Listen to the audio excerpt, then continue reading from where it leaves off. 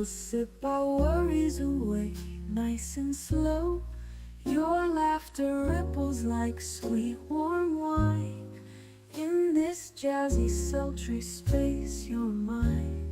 The saxophone croons a velvet tune, while melodies dance beneath the moon. We'll toast to moments both grand and small, in this hazy, lazy, jazz-touched hall. Let's sit together in the mellow night. We'll drink to love till the morning light. Every glass we raise a promise true. Here's to the magic in a drink with you.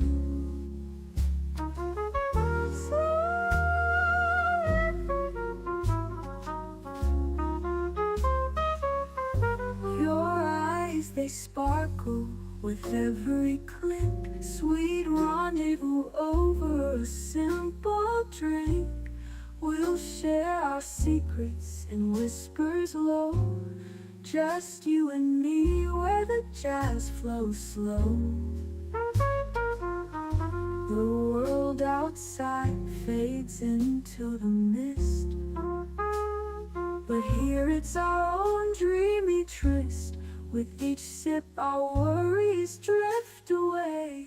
Let's stay together till the break of day. So let's sit together in the mellow night. We'll drink to love till the morning light. Every glass we raise a promise true. Here's to the magic in a drink with you.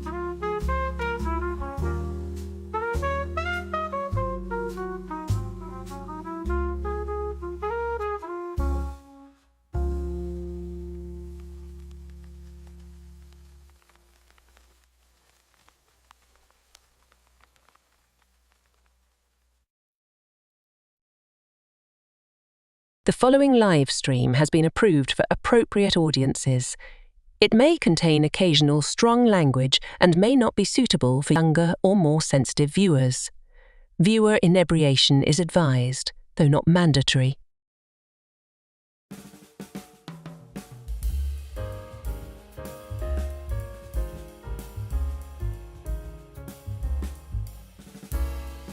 Good evening, happy Friday, and welcome back to Last Call. We have spent the last handful of years expressing how dissatisfied we are with modern sci-fi. Really, we've been ranting about how our favorite franchises have been co-opted and vandalized by modern-day cultural terrorists. But I digress. I want to go back to when sci-fi was great, when it not only told well-crafted, engaging stories, but laid out thoughtful warnings to prepare us for the future and hopeful visions to aspire to, and all in a way that could only be conceived in the days of disco and soft focus. So feather your hair and slip on those platform shoes, because this Canarble wagon is getting ready to boogie right now.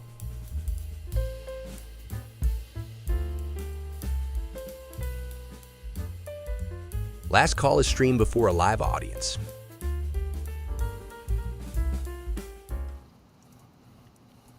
Va salute and happy Friday! Yes, it is Friday. And, well, you guys know what I'm sipping on if you join me for liquid lunch. Give me just a second here.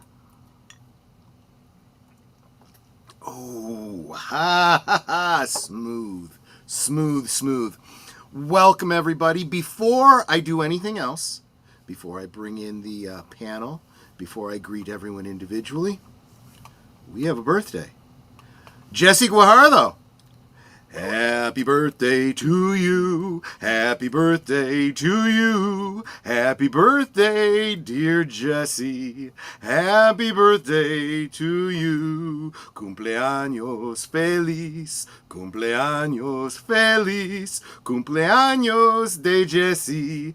Cumpleaños feliz. I hope you are having a wonderful birthday.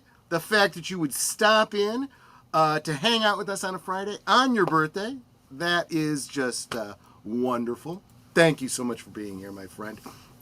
Let's get everyone in here. Starting with the lovely Netter of Netters Network. How you doing, my dear? What are you sipping on? I thought you were going to say the lovely aged boomer. The lovely aged. Now we'll get to the lovely aged boomer in just a second. I'm actually doing really well. It's Friday night, so I don't have to work again until Monday, so that's kind of nice. Well, you don't have to work for someone else. See, the weekends you usually work for yourself. I mean, that's Today was a tough one because I was trying to get some stuff done and I kept getting interrupted. Y'all know. You had like 3 meetings before lunchtime. That was yesterday. Oh, that was yesterday. Sorry. But it's like I had some reports to get done, and I kept getting interrupted. It was making me crazy. It's like I can get them done if you stop asking me questions. Leave me alone. Let me do my work. And then just as I finished the last one, I get a ping going, "So did you get this done?" It's like I just finished it. Like leave me alone. Yep. So, yeah, it's been one of those days. But I am still only drinking my Polar brand seltzer water black cherry. She's keeping herself sharp because she is the bouncer, so watch out for her. She is not just a pretty face. Now, the one that's coming in is just a pretty face. Look at this face. Look at that face. Agent Boomer, how you doing and what you sipping on? I'm doing fine. I got a Coca-Cola Classic. Mmm. I wonder if in these dystopian futures we'll have Coca-Cola. We won't. We'll have New Coke. We went. I was going to say we went through a period there in the late '80s, early '90s, where we almost went a different route. They tried to get rid of Coke. They tried to pawn off on us the sickeningly, cloyingly sweet New Coke, and we said no, we will not have it. And they changed it.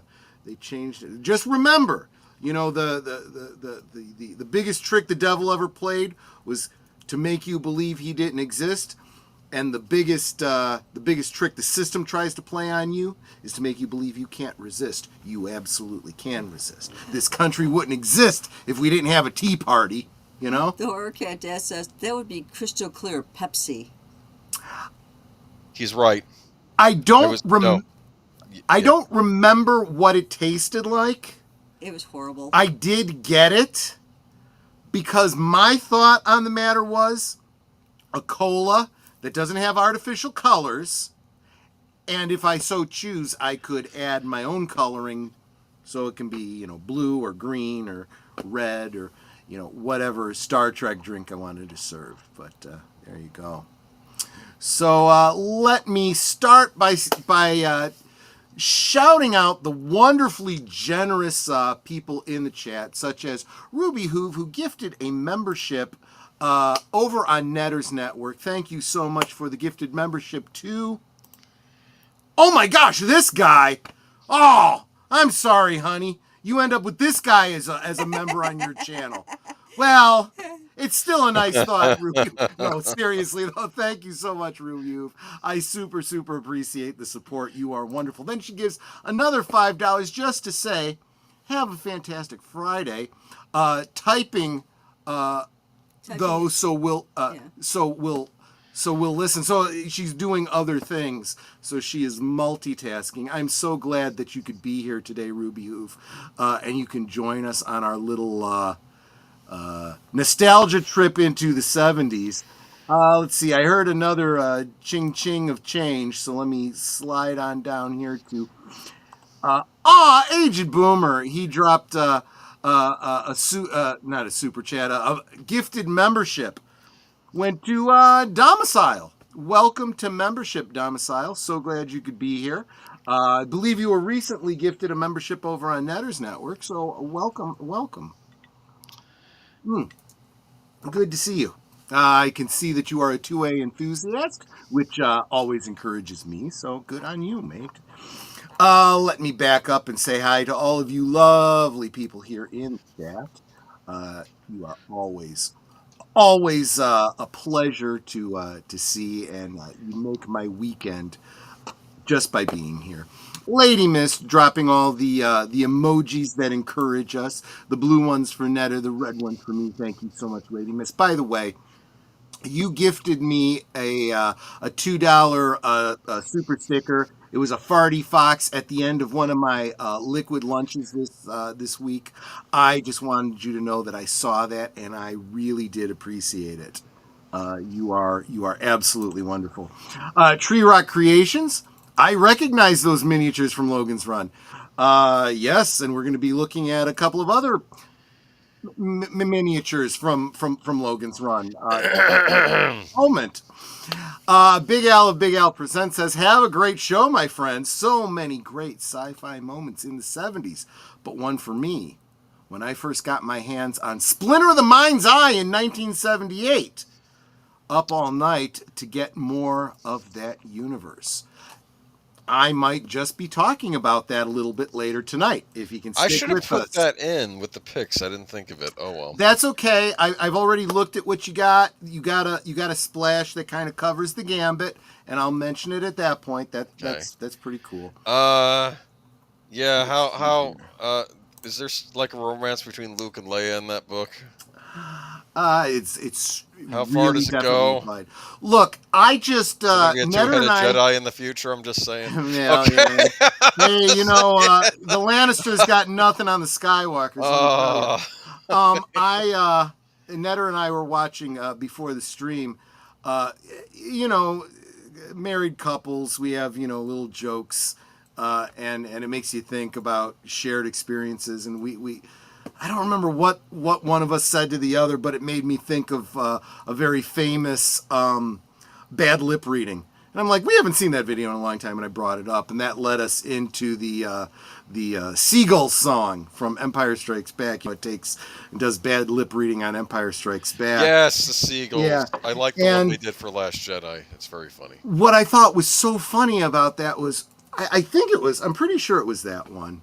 No, I'm sorry, it wasn't that one. It was the Obi-Wan Kenobi about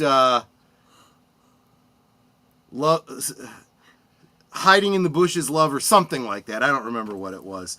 And at the very end, Luke sits up from being hit by the Tauntaun, or by the Tusken Raider. He's like, I had this weird dream. I was getting kissed by this beautiful girl. He's like, that reminds me. I gotta talk to you about something. Remind me later. It shows all these clips of him kissing Princess Leia. Funny. From all three movies, and I was like, damn, they macked on each other a lot, didn't they? And that was canon stuff. We're not even talking about some of the promotional stills of them kissing. I'm just, Look, if Carrie Fisher was my sister, yeah, I'm just saying. But Netter is saying hi to everyone, and of course she's saying like, share, subscribe, leave a comment. Only 136 more subscribers are needed for her to be monetized. So if you're not subscribed to Netter, make sure you subscribe to Netter. Let's get her there. Or are you talking about? Are you talking about?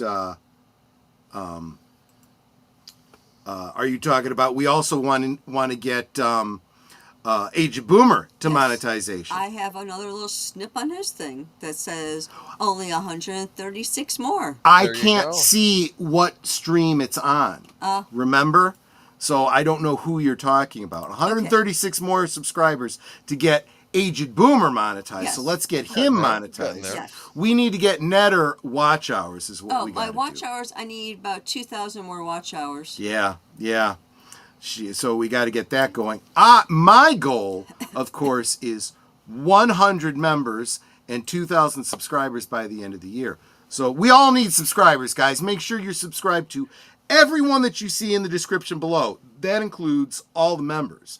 They're all linked below. You can go to their channel and subscribe to them as well. Subscribe to everybody who makes this work. That is how you can support what we do here so that we can keep doing it. You're here. You must enjoy it. If you want us to continue to be here, we need your support. Absolutely. That reminds me of a Larry King interview where he asked, never mind, someone if they enjoyed it, but we're not going to talk about that here. Welcome, Jesse Guajardo. I hope you were encouraged for your birthday. Let's see. Connie Cleary, the Bird Woman of YouTube, Fluff Chick Productions. Salute, Deleted Scenes, Good to see you, my friend. He also says, do all the clicky things. As does Mark Malnikoff, who says, Hapla, drive-by like from the dilithium mines of Rora Penteda. Like, share, subscribe, and become a member. And remember, Troy was right. The force is strong with him. I don't know what he's referring to this time. He has a tendency to say Troy was right. Apparently, I make predictions, and he reminds me of them when they turn out to prove true. Let's see here. Give me a second. Let me get through here. Geek Flag when Nate knows. Like, share, subscribe, comment, become a member. And if you were going to give a super chat of $5 or more, why not make it a gifted membership and make our family grow? Absolutely. Great thought there, Nate. Super appreciate that. Let's see here. Lady Mist is wishing Jesse a happy birthday. I hope you all do likewise. Hola amigos, says the Horror Cat Dad. Welcome, Horror Cat Dad. So good to see you, my friend. Let's see here. And bear with me. Getting caught up. Planet of the Fantasy Island. There you go. Sir Corin Clegane, welcome, my friend. Good to see you. David Pensek, welcome. How come you didn't make Fantasy Island one of your picks tonight? I did because I consider that fantasy, not sci-fi. Because fantasy is in the title. I got you. Well, and it's implied that everything that's done is either magic or could be perceived as magic. I mean, they treat magic in Fantasy Island kind of the way they did in The Good Witch, where it could be magic or it could just be real intuitiveness or serendipity. I remember that Roddy McDowell was the devil on it, right? Yes, he was. That was a great one. That was a great episode. Slasher Fred, welcome. Haven't seen you in a minute. Good to see you. Close Encounters of the Third Kind. Roy Neary sees the building, the blinding bright light, and he sees the image of the mountain crater. This means something. Yeah. I say that every time I make a sculpture out of my mashed potatoes. Just, Of course, I've usually had a lot to drink by that point, so. Geek Flag says, Troy, sorry I missed the liquid lunch today, but work was, oh my God. I got to work at 12 p.m. and I was working even before I clocked in. I didn't even eat lunch until 3:30 p.m. And Dude, I'm thinking, lunch? What's lunch? Well, yeah. Dude, you don't have to apologize to me. First off, you could always catch up on the rewatch, but I know you're there for me, man. I know you're there for me. Like on Friends. Aldebaran is the Alabama of the galaxy. There you go. It is green. Tonight is the 45th anniversary. We learned who shot JR on Dallas. I did not realize that. That is absolutely true. And Andrea Black, welcome. Good evening, y'all. Welcome. Speaking of Star Wars, if you guys ever see the silent sci-fi classic Metropolis, the sexy female robot was the inspiration for C-3PO. That's absolutely true. If you look at Ralph McQuarrie's original drawings, C-3PO looked much more like... I'm drawing a blank on what her name was in Metropolis. I know Big Al's going to drop it in just a moment, just because I couldn't remember. I came in and I hear Troy admitting to being a potential incest if he has Carrie Fisher for a sister. Oy vey. Come on. Okay. Guys, am I right? Is there any other guy out there that doesn't agree with me? I don't know if you read this comment because I didn't hear you say it, but you may have. Geek Flag 8 says Star Wars was in a galaxy far, far away in West Virginia. Yes, I was just actually getting to it. You're absolutely right. Everyone rags on Luke kissing Leia, but it was always Leia who... Her name was Maria. Oh, Maria? Okay. Who took the action, the two pecks, and the smooch, all Leia. Good point. That is an excellent point, and something to keep in mind if any of these fourth wave feminists come out and try giving crap to Luke. Nope, he never initiated. He never initiated. It's kind of worse though that it was Leia, because as we know from Empire Strikes Back, you know, Luke's like, I never knew my mother, and Leia gave the impression that she remembers more than Luke. So she was more likely to know Luke was her brother than Luke was that she was his sister. Just my take on it.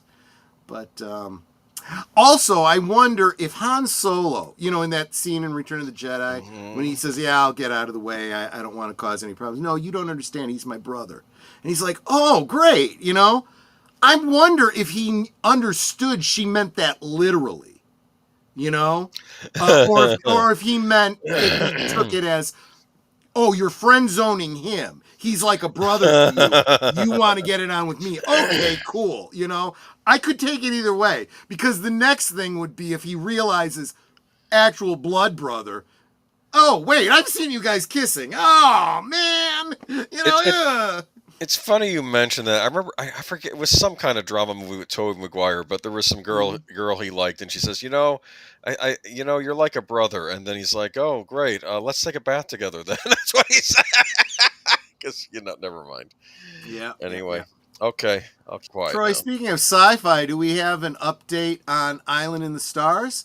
I haven't seen one in a while, but Netter and I did get a... an update through the crowdfund. I'm not remembering. It was a couple months ago, so I don't remember the details. But you know what? I'm glad you mentioned that. Maybe after the holidays, we'll get Tom Conkle back on for another update stream about it. Let's see here. Yeah, please, they want Luke to be gay. Exactly. That's true. That's an excellent point. Well, what else is new? Those first few pecks Luke got were non-consensual. I suppose that's true. Not that he seemed to have a problem with it. Luke's the real victim here. Yes, exactly right. Yeah, the sibling part was a retcon. They were siblings in the early drafts, but the other was meant to be a different Skywalker. Yeah, that's absolutely true. Welcome, Daniel Berry Sports Highlight. Good to see you, my friend. The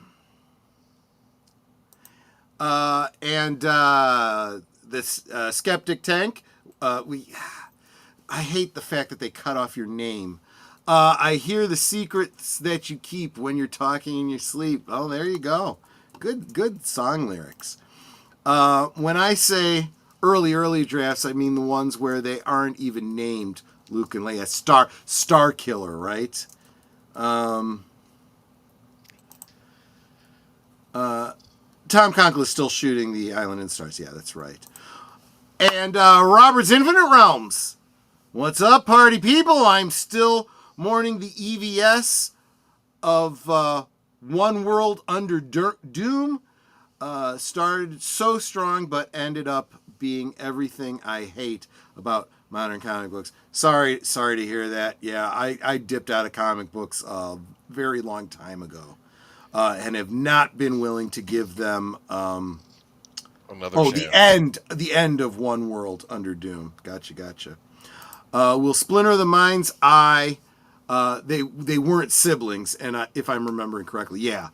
At the time that book was written, they were not siblings, but it's also been decanonized, so from their point of view, it kind of doesn't matter. In a way, it was kind of decanonized by Empire Strikes Back, because Splinter of the Mind's Eye was meant to be the sequel if they didn't get another film. So, but that is the beginning of the EU, and put a pin in that. We will get to that shortly. So let us go ahead and get to the topic at hand. Thank you again, Aged Boomer, for putting together this slideshow for us. The top sci-fi moments of the 1970s. So I do want to point out that, as I kind of alluded to in the what's it called, the monologue at the beginning, because we're older gents here and older lady, we do want to give some of you younger viewers a little bit of perspective from our wisdom and history, right? Just like color was not invented before the 1950s. You know, the 40s and earlier, everything was in black and white. The entire world was black and white until color was invented. By the same token, if you lived in the 70s, everything was kind of in a soft focus. And I don't mean everything was blurry. I mean, everything was clear enough, but just around the edges, everything was a little bit smoky, you know? And boy, you can look at pictures from the 70s, take a look at women's hairstyles. They were all perfectly shaped, but then towards the end they got like wispy and, you know, kind of flyaway, frizzy, some would say. And there was just something kind of sexy about that. Netter's hair still does that. She brings the 70s with her. When she takes her hair down, she's got that kind of thing going on to this day. The soft focus. I'm a lucky man, let me tell you. Yeah, go ahead. I was going to say, have you ever seen the movie Zodiac? The Robert Downey Jr. is in it, Jake Gyllenhaal. Was that the one about the serial killer? Yes. I've heard of it. It's on my list. I have not seen it. When I saw it in a theater. This is what's fascinating about David Fincher, I believe, directed that. If I'm getting that name right. The way he filmed it, it starts out in the early 70s, and it kind of has that 70s look, but when they get into the 80s, it's like the film changes. You understand, like the quality, it gets brighter, so it's almost like he's almost alluding to like the way movies looked in the 70s, and then when you get the 80s, it changes, it shifts the tone. Well, look at interesting. Yes. What was that horror movie that took place in the 70s on a talk show set? That Late Night with the Devil. Yeah, it has that look to it. Late Night with the Devil, very 70s. Yes. That's the way the world looked back then, folks. That's all I'm getting at. And Sci-Fi definitely had that look. Yeah. Before we get into the main topic, I did want to bring up that so we've got our plans for next week's show, but I'm looking at 2 weeks from today. That's the first week in December. Doing another karaoke stream, but it's up to you guys. If you guys want me to do another karaoke stream, you're going to have to vote with your dollars. If I can get, let's say, including ones that we've already gotten so far, we've already gotten 2. So if I can get 5 gifted memberships, or the equivalent in super chats, which would be, let's say $25 in super chats. So you're counting the Ruby Hooves for you. Okay. You're counting any super chats or super stickers or memberships that I also got. Yes, in both of our monetized channels. Exactly. Okay. Exactly. So everything's included so far. So we've got super chat. We've got 2 memberships. Is there anything else? I can check.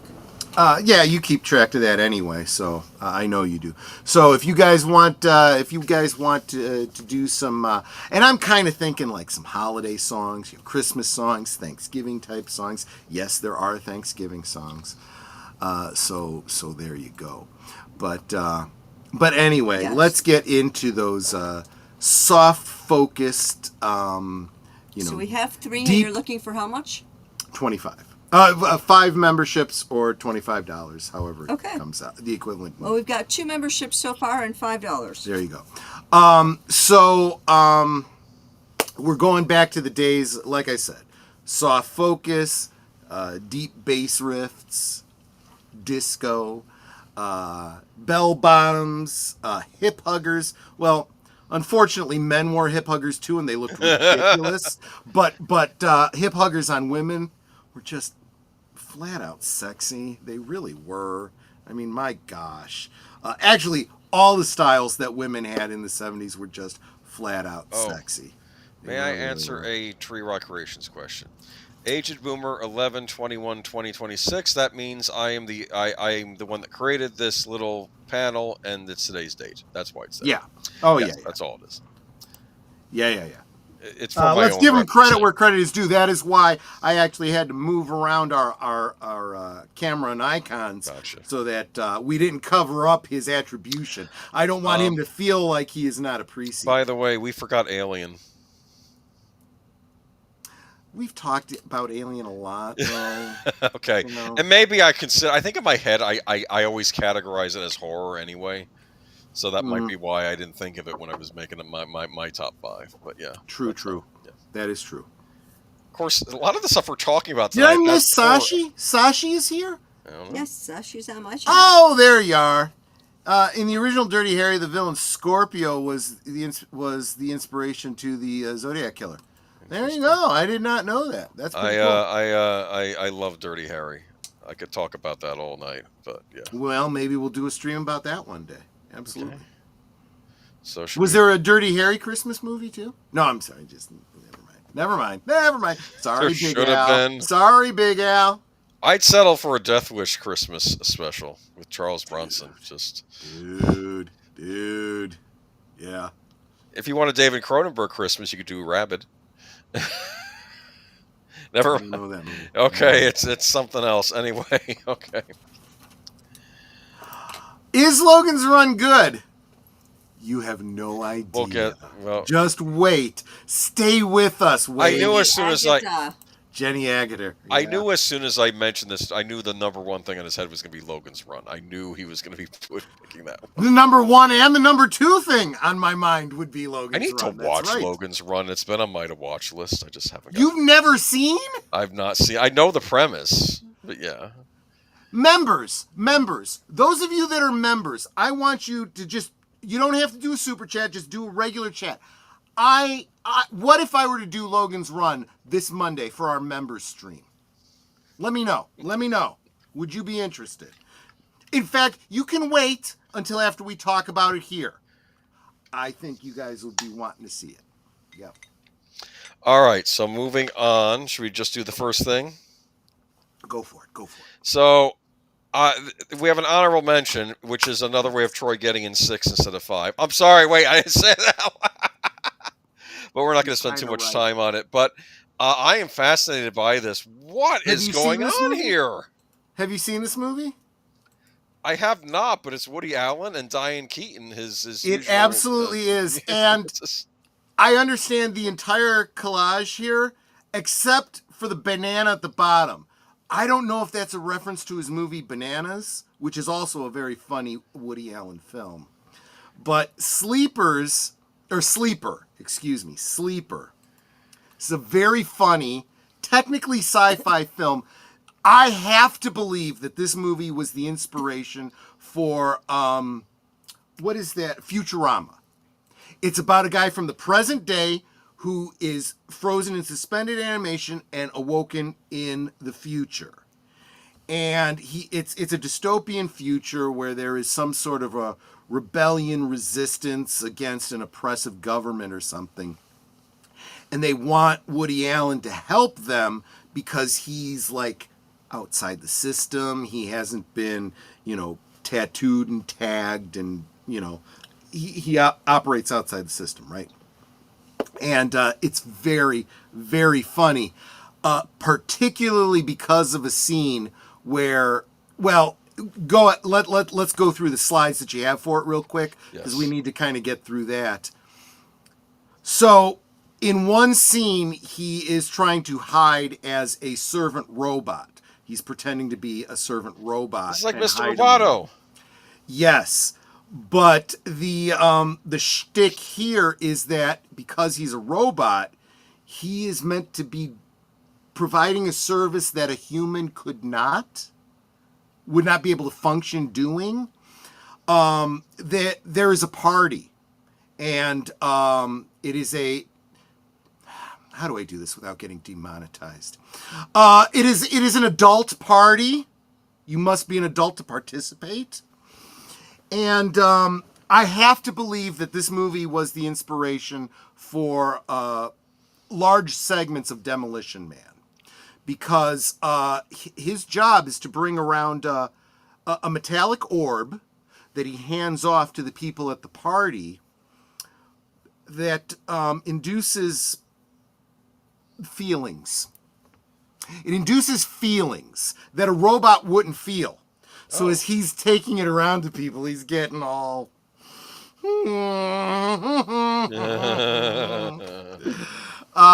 So that's the joke, and that's how he is discovered, inevitably, and that's how he is recruited by Diane Keaton's character to be part of this resistance against. God, she was so pretty. She really was. And of course, we got all these artifacts. Oh, this was Playboy. I was getting to that. He is brought into some archive by a scientist. He's like, look, you know, the fact that you are from the 20th century is a wonderful opportunity for kind of a little Buck Rogers-ish kind of thing. We have all these artifacts from your time, and we are hoping that you could explain them to us because we don't understand them. We have no context for them.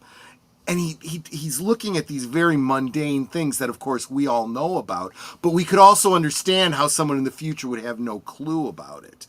And one of them is a picture of, I don't remember who it was. He said, no. The first one that he looks at is a picture of Joseph Stalin. He goes, oh, this was Joseph Stalin. He was a bad man. He had a bad mustache. I didn't like him. And then there was a picture of somebody else, and I don't remember who he was. And it was, oh, he had a bad mustache too. I didn't like him either. Yes. And they go through another couple of objects, and then he goes, what is this? And it's a centerfold from Playboy. And he goes, oh, this was a centerfold. This was from a magazine called Playboy. These girls, they didn't exist in real life. They were like, you blow them up, and they never mind. It's hard to explain. And he folds it up and puts it in. He goes, let me take and examine this, and I will give you a dissertation on this later on. And then they get to videotape. They put in a videotape. We don't understand what this is. And he presses play, and it's Howard Cosell doing a sports commentary. Oh, no. And the scientist goes, this is the one we are most confused by.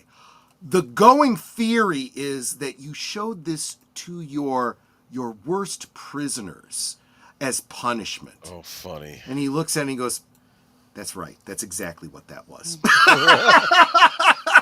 It almost reminds me of like Spirit of 76, but in reverse. That was another wonderful comedy, not made in the 70s, but it's about time travelers from a horrible dystopian future that go back to the 70s to get 1776 to talk to the founding fathers and get the Constitution to bring America back to its former glory. But they ended up in 1976 by accident, and they don't understand any of the weirdness going on. But Tree Rock brings up Salah. What's his name? Clooney, right. Was Clooney in that? I don't even remember. I remember thinking it was terrible. He was when I saw it. I saw it and I was kind of amazed by it. It kind of had like a 2001 feel to it. Maybe I need to revisit quite it. As trippy. Okay. Slasher Fred, God, slow down. You're getting a little ahead of us here. Yes. We're getting there. Let's move on. I think I spent more time on Sleepers than it's I. It's okay. I know Woody Allen's an acquired taste, but I always found him funny. I don't know. That's just me. I don't like all of his movies, but Sleepers and Bananas are both great movies. So here we have UFO from 1970. It was a television series, UK production, I believe, for ITV over there, so they spent money on it. Not that I'm picking on Doctor Who, but it had a higher budget. It was made by Jerry Anderson of Thunderbirds fame. You know, Thunderbirds. I absolutely know Thunderbirds. You bet I do. And I think what he did was he took a lot of his like model techniques he learned from that show, and let's put it in a live action series. And I watched this entire series a few years ago. I loved it. I think this is brilliant. I think it would be so cool if they could remake it, but I'm worried they would mess it up because they tend to mess up things now. Here's the Yeah. basic premise, though. It starts out in I think 1969, 1970, and you have an American officer. I think he's escorting the British Prime Minister in a car, right, like part of a detail, and then a Right. UFO comes in, and I think at that point the Prime Minister is looking over information, and says, "Look, we have evidence that extraterrestrials are flying, invading Earth, or they're abducting people on Earth. They have the saucers. So all these stories we've heard about people being abducted, they're all true." Except the governments are finally catching on because they're now starting to happen more frequently than they used to. And Yeah. at that moment, a UFO comes out of the sky and kills the British Prime Minister and the one American officer. His name is Stryker. He barely survives, and he sees the UFO flying off.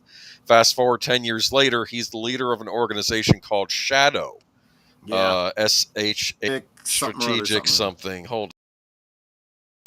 No, Supreme Headquarters Alien Defense Organization. It was established by the governments of the United Kingdom, the United States, the Soviet Union, France, and Germany to defend Earth and humanity against mysterious aliens and learn more about them, while at the same time keeping the threat of alien invasion hidden from the public. So they also have a double thing. They have to keep it a secret from the public, but these are the defense. They have Little a Men moon, in Blackish kind of thing. sort of, yeah, not so far off. They have a moon base. They have an Earth headquarters, and they also have an undersea headquarters, like with a submarine, like a very fancy submarine, because they have to go. Because Do they get into the whole modern conspiracy theory about Atlantis and aliens underwater and stuff like that? No, but who knows? Oh, that's They too may bad. have, That was a they missed might have gotten opportunity. there eventually. Okay, because the thing is, they think they know the aliens, and they realize no, they don't. This was their working theory from the first episode. They think that they are like us, humanoids from another I planet. got that reference, Sir Torin. Striker. Yes. Striker. Striker. Boom. Yes. And I feel that what was it? Hold on. I lost my train of thought here. Oh yeah, here's what happens. They do kidnap one of the aliens. The theory one of the scientists came up with is that they came from another. That the idea is they came from another Earth that got spoiled. That they spoiled basically, right? Like Yeah, for another yeah. planet, and I don't even think they can even reproduce anymore. But they're keeping themselves alive by kidnapping humans and harvesting their organs to keep themselves alive. So they're Gosh, talk kidnapping. about that. That sounds so much like. So there's a storyline in Star Trek Voyager about a race that Yes, literally they probably knocked the it off from fate. UFO. I 'Cause have it's Star no Trek. doubt. Because That's it's Star Trek. Right, What can we take from whatever science fiction thing? I'm sorry. I'll be nice to Star Trek anyway. I don't think we have Star Trek on this list. I don't know what was big Star Trek in the '70s. There was motion picture and there was the animated series. I think. But It wasn't the motion pictures like '79 or it something might have like been, that. and I think the animated series was going on in the But 70s, honestly, too. I It's dormant. But I it's don't basically think dormant. it rose to the level of some of the things we're talking about here. But this show, it had a good budget. These are the the I'll ladies. tell you what, that hairstyle has a very different. That does not age well, unfortunately. Okay, I'll explain to you what's going on here. People make fun No, of this. I know what's going The- on, but the- yeah, go ahead. These are the ladies on the moon base. They're not the aliens. Okay, these are humans. And the reason they wear these purple wigs, the wife of Jerry Anderson, she came up with a lot of the ideas. She said that women with their long hair would go all over the place in space. So these True. are weighted wigs that you put over the hair, and it keeps your hair down. That's kind of brilliant. Yes. And like it's But kind why of weighted. purple? Yeah. I don't know, because it's the future, and it's the future of the 1980s, and it has to, things have to look futuristic. This show got the 80s wrong. It's another one of these shows where they keep imagining You all know, the... Okay. it's this concept of retrofuturism, right? Where there is this desire, and I saw this especially in the '90s when people wanted to emulate the styles they saw in Back to the Future. They had the special thing with Nike and the shoes and the self-lacing shoes and all that kind of stuff, and it was like, I kind of dig that. I kind of really do. But real quick, I want to point out some of the background features. those computer panels with the lights in the back, Yes. and especially up here, Yep. those star screens, Yeah. very Star Trek like. Oh yeah. I dig that. I really dig that. It's because, but the problem is this is local. Like the striker would love to go on the offensive. He's tired of those. Dude, at least they don't have septum rings, okay? Let's let's give them points for that at least. They right? can't.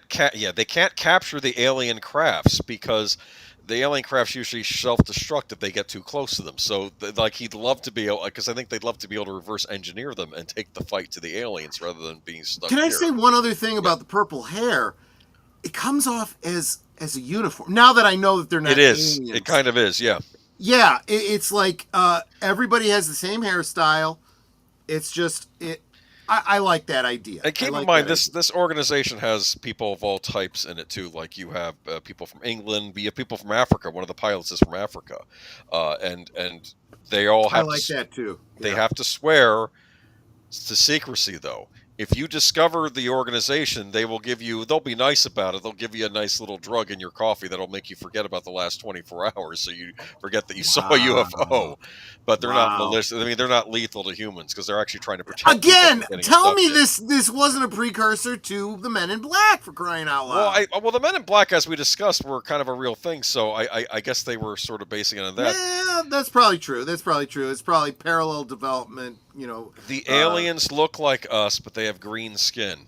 And they actually explain why they have green skin. In order to travel through space, they have to submerge themselves in some kind of some kind of fluid, okay, to keep them, like, they kind of breathe it actually in space. They breathe like a fish would, even though they're not aquatic. I think they have to change something. I feel like that's a missed opportunity. I think they could have just as easily said they were genetically altered to have like a chlorophyll, so that maybe they could well, that's for the remake. Supplement their there you go. And the thing is, their skin turns green as a result, so it's not actually their pigment. I have a suspicion if on their planet they look like us, so it's a weird dark mirror thing where could this be us from the far?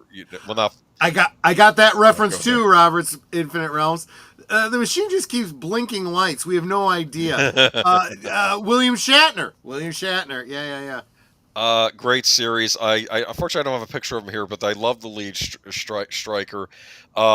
This was connected to Space 1999. It was not, but I'll explain to you why people think it was. But we'll get into that when I get because I'm going to be discussing that if I'm discussing this.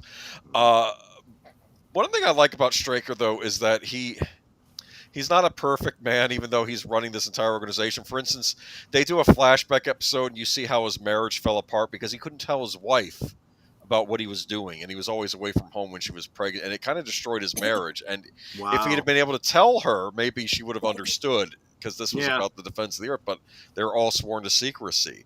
Right. And then in a later episode, he has to get his son gets hit by a car, and he has to get this drug, but it's only available in the United States, but they have fast ships so they can fly it over there. But because his ships get diverted to a mission, he said, we assumed you would have wanted that, sir, even though it was containing a drug. He's too late to save his son, and his son dies. And his wife and I guess her husband, that's and it's really so dark. And it is good story, though. It is good character development. They knew how to write stories back then. And in a later episode, when he's stuck in the submarine and he's about to die, and he thinks he's about to die because they're losing oxygen and stuff, he's thinking back to that moment of his wife screaming out about his son. It's like when he's about to die, he's thinking of the worst moment of his life, and it's just horrible. That is killer. But tell me, people don't do that. I mean, Age of Boomer, the crew of the sub was netting style uniform. Yeah. Yeah, because I assumed it was hot under the sea, so they had a netting style uniform because they're stuck under the water because I guess the sub ran hot, so it was almost like a net, like a fish. Even the women would wear that. I assumed they had some covering underneath. This was very. I was just gonna say I don't mind seeing the women in. Well, this was funny because this was 1970, so very progressive in the way that women are now holding higher positions, ranks of colonels and stuff in these organizations, but the men and women still flirt with each other. I do want. This isn't directly related, but I did want to mention that you just made me think of this. I was thinking about this recently. In comic books, when you talk about the pre-code, and pre-code means something different to comics than it does to movies. The pre-comic book code stories. Think of the Adventures of Superman, right? George Reeve, Noel Neal, right? Women. It was very progressive. Women were, they didn't need a man to protect them, right? They were go-getters. Think about Noel Neal as Lois Lane. That's how it was in the comics back then. Very egalitarian, very progressive. And then the code hits, and then Superman is treating Lois Lane, you're a girl, you're less. There's panels of him spanking her, and Wow. incredibly abusive. And it's like, what the hell? I'm telling you guys, so-called progressivism is truly regressivism. We are going backwards from a better time. That's why we do what we do here and talk about the past like this. But this was, I would say that this is forward thinking, this show, even though the human race is up against this nasty group of aliens that are doing bad things to the Earth. We're actually holding our own, at least. And I would have loved for it to have gotten a second season. There were some great episodes in here. There was one episode with this guy that got a time manipulator machine from the aliens, and he was using it against Stryker. He was actually working for the aliens. He was a human working for the aliens, which was interesting. Usually the aliens just did their This own is thing, a great but, sci-fi concept, because if you have an alien race that is capable of reaching Earth in, from wherever they've come from, faster than light travel necessitates them being able to manipulate time. it was like a limited time manipulation, like every 5 minutes or 10 minutes. But they had it. Yeah. That the two go hand in hand, and I don't see that enough in modern sci-fi. Good point. But great show. Only lasted the season. Great effects too. Jerry Anderson was very influenced by 2001: A Space Odyssey. So you see a lot of like precursors to what we would get in Star Wars with some of these projects. And it was a good looking show, and I hope it gets a Blu-ray release in the States someday. They've gotten it in England, but not here in the America yet. But moving on. So the Andromeda Strain. This one I included because this story, this exemplifies what I think sci-fi exists for. It imagines a possible event in the future that we need to prepare for. That if you pay attention and use your brain, you can prepare for an event that really could happen. Go ahead and advance. Oh, yes. So this, it's funny. I have the Blu-ray of this. I'm meaning to watch it. Do you? Oh, you haven't watched it yet? No, there's another one I haven't seen, but my mom always spoke highly. But I have it on Blu-ray though. I got the Arrow Blu-ray of this one. It was cheap. So those of you that are fans of Jurassic Park, this is the same author, Michael Crichton. Michael Crichton had a great way of doing what I consider to be hard science fiction. He made very fanciful seeming fiction seem plausible by understanding the science he was talking about. Andromeda Strain is a story about a contagion. Okay, now in this particular story, it's a contagion from, I think it's from outer space or something like that. Regardless, it's a contagion story, a pandemic, if you will, and it addresses the problems, the shortcomings, the fears of a society that needs to prepare for something that really could happen. Gee, pandemics. Just saying. We didn't learn the lesson from our science fiction the way we should have. Just saying. So what's special about this Andromeda strain? Is this a virus from space? Mm-hmm. Okay. That's almost not really relevant to the story. The bigger story is dealing with the pandemic. But yes, the origin is that it comes from space. In fact, you could even draw parallels to was it Night of the Living Dead, where the zombies are all coming to life because of a comet or some crap like that. I thought that was Night of the Comet. Or maybe it was Night of the Comet. I forget. Okay. But this idea. So that, ironically, the sci-fi element of this, the Andromeda strain being a disease from outer space, is probably the most unlikely thing in the universe. The idea. So I'm sorry to piss in anybody's cornflakes, but the idea that life on another planet evolves in a way that would be compatible with life on Earth,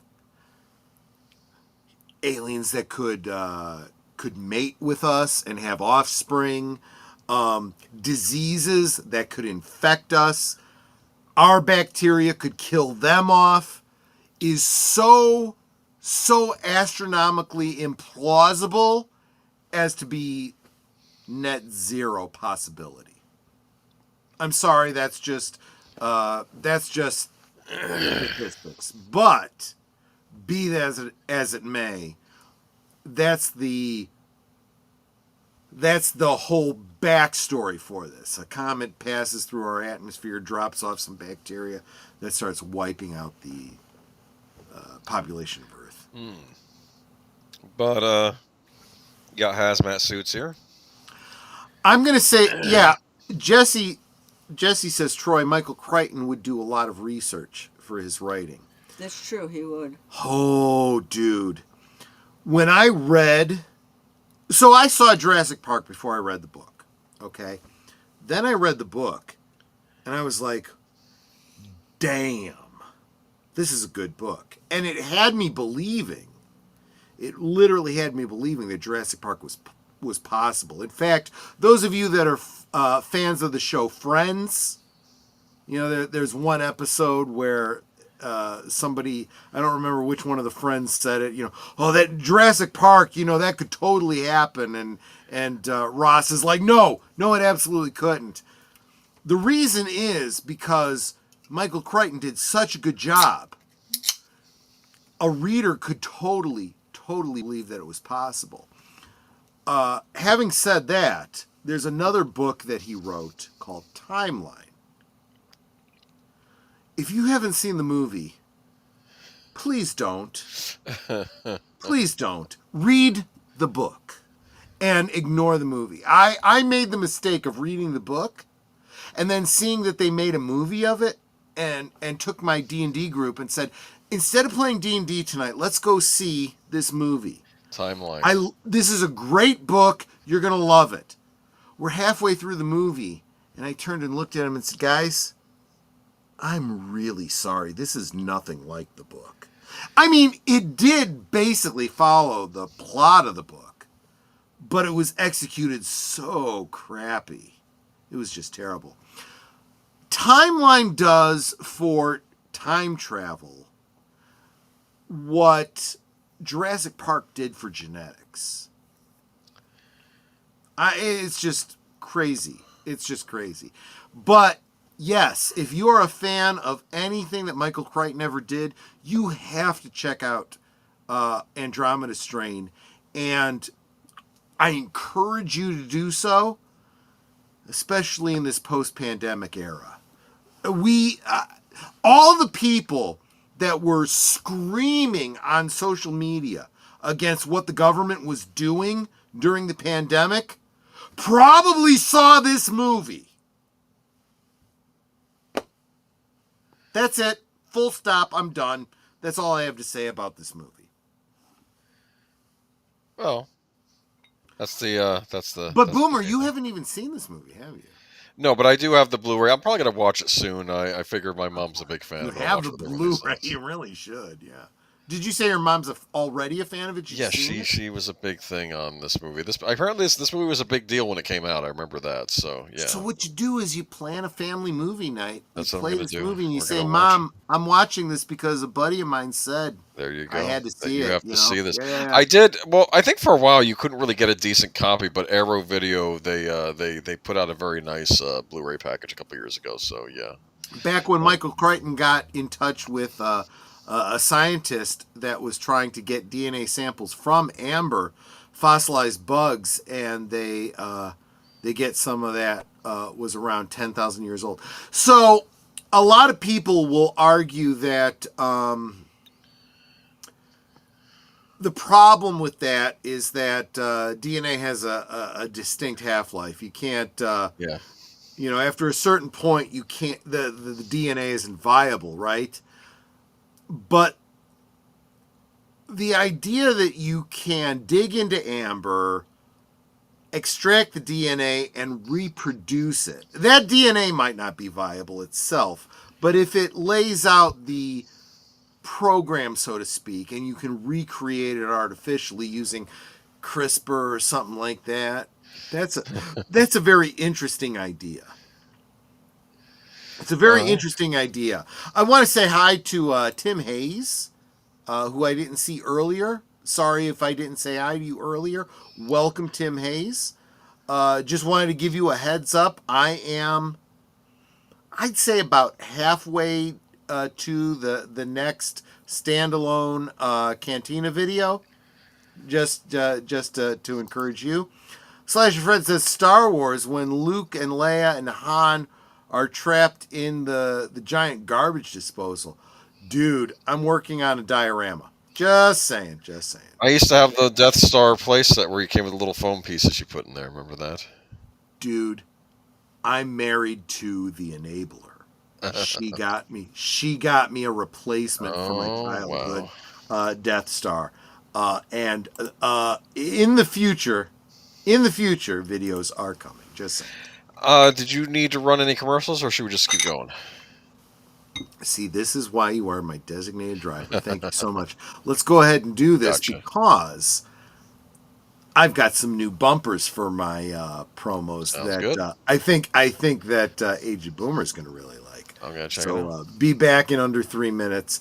Hopefully, Netter will be willing to give me a refill because I'm broken. I just filled that. Sorry, I'm broken. No. Be back in under 3 minutes, guys. You are watching Last Call, streaming every Friday night at 9 Central, 10 Eastern. Come on in, pull up a chair, and have a drink with us.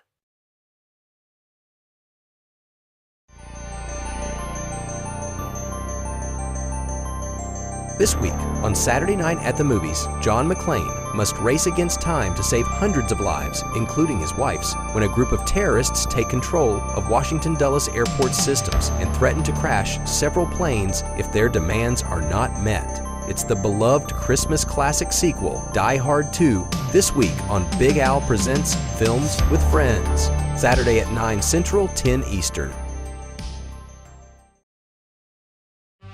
Every Sunday evening, Aged Boomer and Last Call with Troy Pacelli bring you the rundown of the week's geek news, or at least what they think is interesting.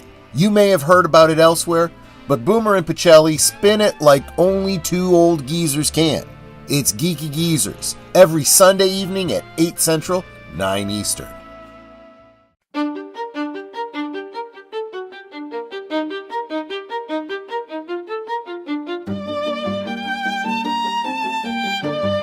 This week on Last Call presents The Adventures of Sherlock Holmes. An unknown thief steals an important naval treaty from a foreign-off clerk. Sherlock Holmes sets out to find it. Fans of our Blake 7 series may recognise guest star Gareth Thomas. It's the Naval Treaty. This week on Last Call presents, Tuesday at 9 Central, 10 Eastern. Did you top off your glasses? We now return to Last Call. I mean, for those of you that were asking what Sophia actually looked like, there you go. I knew she was real. Dude, I've got a video planned for our next AI video. Just Uh-huh. saying, just saying. Okay. THX 1138. Believe it or not, this one is boomers. This is mine. And I know this people. There are people out there that hate this movie, and that's fine. I uh I wonder what's the water cautionary tale with Star Wars Original Trilogy and the prequel. Anyway, sorry, I thought that was related to this. Yeah, we didn't do Westworld. Sorry. I had it on my list, but I had to narrow it down to 5. So yeah. Okay, yeah. THX 1138. This is, of course, George Lucas's first feature film, I believe. Yep. Right? Is this Yes, it before was. American Graffiti? Yes, And it was. and this movie kind of gets maligned. I know. I think they were picking on it a bit on Midnight's I also have Edge. to say, 1971. This movie is as old as I am. Yeah. This is, of course, what I would like to. I mean, it's not the first one. Basically, the 70s is the age of the dystopian science fiction movie, and Kind of. this almost feels like a dystopia that has kind of forgotten what its purpose was for originally, and it's just kind of going through the motions. And it's not the only one on our list tonight. We'll get No, to it isn't. But this future portrayed in THX 1138, it's just this is a horrible society these people are living in. Everyone's drugged up. Okay, they're all Yep. taking their prescriptions so they can focus on things. Kind of reminds me of what was it? Fahrenheit 451 was kind of like that too. This is in some ways worse though. You have these robot, I guess, peacekeepers or police officers underneath, Yeah. and they all have these shiny like metal mannequin faces, and it's just terrible. You have people that go to their job during the day, they come home. Robert Duvall's the main guy in this, and he's living with a woman, but they're not. And I keep thinking they're married, but they're not. They just stick random roommates with each other, but they have no sexual desire because they're taking these drugs to eliminate all that. Yikes. And I think the problem starts that when his partner, she stops taking her drugs, and then she starts removing his or giving him like fake drugs so that he can start feeling like an actual human being again. Yeah. Yeah, let me see. Yeah, this is interesting. In dystopian future, sexual intercourse, reproduction are prohibited, and mind-altering drugs are mandatory to enforce compliance among the citizens and to ensure their ability to conduct dangerous and demanding tasks. Yeah, like handling radioactive like ISO rods that I guess power the robots. I think and like I think it starts with him dropping one by accident, and it causes a huge explosion, killing a bunch of other people. So I'm But who just going to say, can you imagine a world where they wanted to lower fertility rates, but control your sexuality through well, one way is to decrease sex drive. The other way is to make it so accepted and standard, as if creating a movement that tells women being promiscuous is empowering. Well, You know, now I think you're getting into like Brave New World territory. I think that was the other and one. maybe Was the maybe opposite. you can Yeah. take this drugs so that you can not have to worry about pregnancy, and you could be as promiscuous as men are. Just saying. There's still apparently religion in this society. This is Robert Duvall going to talk to some kind of confessional, which looks like it has a picture of, I'm assuming, Jesus or Moses or some. It's not this explained. It's like some quasi Christian religion that's not really Christian. It's this weird Kind of the thing, way, and he's kind just of the way confessing. Dune had their Orange Catholic Bible, right, which was an amalgamation of different religions. I'm assuming and he's talking to this thing, and I don't know who's responding to him on the other side. If it's a robot, I think it's a machine. I don't even think he's talking to a person. And Right. there's like a scene later in the movie where one of the robots is just walking into a wall and then keeps walking into the wall. I think nothing is working right. It's almost like if a dystopian society where it was running properly, and now it's like a few hundred years after that, and like it's just Well, sort of steadily think falling about this. apart. Imagine. It's just terrible. So my take on this was that technology had risen to a level, right? But humanity had dropped to such a level that humans didn't know how to fix the technology when it went bad. Perhaps, yeah, maybe that's what it is. Yeah. There's some weird stuff in this. He ends up having to go to a prison, which is just basically this area where everything is white, and you don't know where the floor or the ceiling is. It's like all all white. Donald Pleasance, I think, is in this. He plays another. There were actually some big names in this, which was actually Yeah, pretty no, cool. yeah, Robert Duvall, you have Donald Pleasance. There's this one guy that shows up later, and they used to watch these holographic screens. Like one has like naked tribal dancers, another holographic screen has robot policemen beating up some guy in the floor. Like that's supposed to be entertainment with a baton. Well, it's funny. It's funny you mention that because that touches on some scenes for one that I got coming up in a little bit. I got you. Yeah, and it's this horrible future, and later on, this one guy came back. I think the guy that was doing the tribal dancing, and he says, "Oh, hi, I'm from this other part. I'm a hologram." And I'm thinking, I don't think you're a hologram. I think they told you you're a hologram, and your group that you're all holograms, and you just think you're a hologram. You know, you're a human being also. It's so bizarre. That's interesting. Yeah. And eventually he escapes because I think he gets too far out of the complex. Like, it's not worth chasing him down at this point, and it's just Nah. he gets out of there. It's so weird. I think people have described it, or maybe it was George Lucas described this as there's no real story. It's more like a few days in the life of someone stuck in this weird, horrible dystopian future. But I think it's genius. I know people out there hate this movie. And they think it was like a misstep by George Lucas early in his career. No, and I that's feel fine, like but I people think are it's brilliant. I think a lot of people misunderstand this movie. Yeah. This movie is literally American Graffiti in a different timeline or a different time period. No, I'm serious. Well, I'm serious. I've not seen American Graffiti, so maybe we have to compare it to this now. It's slice of life Uh, from a dystopian future. just awful. And it's funny because the version I saw, of course, is this George Lucas edit where there's some CG apes at the end. And I mean, to be fair, though, I would say the CG added to this was more inobtrusive, like how they did it with those Doctor Who or old Star Trek episodes. Where Sure. I don't think it stands out that much, but I'd be curious to see the original cut just to see what was in that scene with all the chimpanzees or whatever in this one area. But it was, I don't know, it's weird. This is a weird movie, but I'm still intrigued by it. I don't know if you've seen this one, Netter. Netter, have you seen? I thought I showed you THX 1138. No, that doesn't look familiar. Yeah, We're gonna have to watch that again sometime soon. It's just this is a horrible society, but it's intriguing though. It's almost like treating human beings like ants. That's what it feels like they're in a hive. Like if you created a society where they were stuck living in in a hive basically, and how would you be able to accomplish that? I don't, and we don't know how it started. Well, We don't care. I can kind of see progressing from where we are now. I could see a path that leads to this. But like, there's no history. Like that's all been lost. Like this was a plan set in motion centuries ago. We don't know how long people have been down here. When he gets up to the surface, I think Earth is normal again. I could be wrong. We don't get too much. I don't know. It's interesting. You haven't seen it? Delete scenes. I'll stop talking. Then we'll move on. Honestly, we probably need to do a THX 1138 watch party sometime. Oh. Yeah.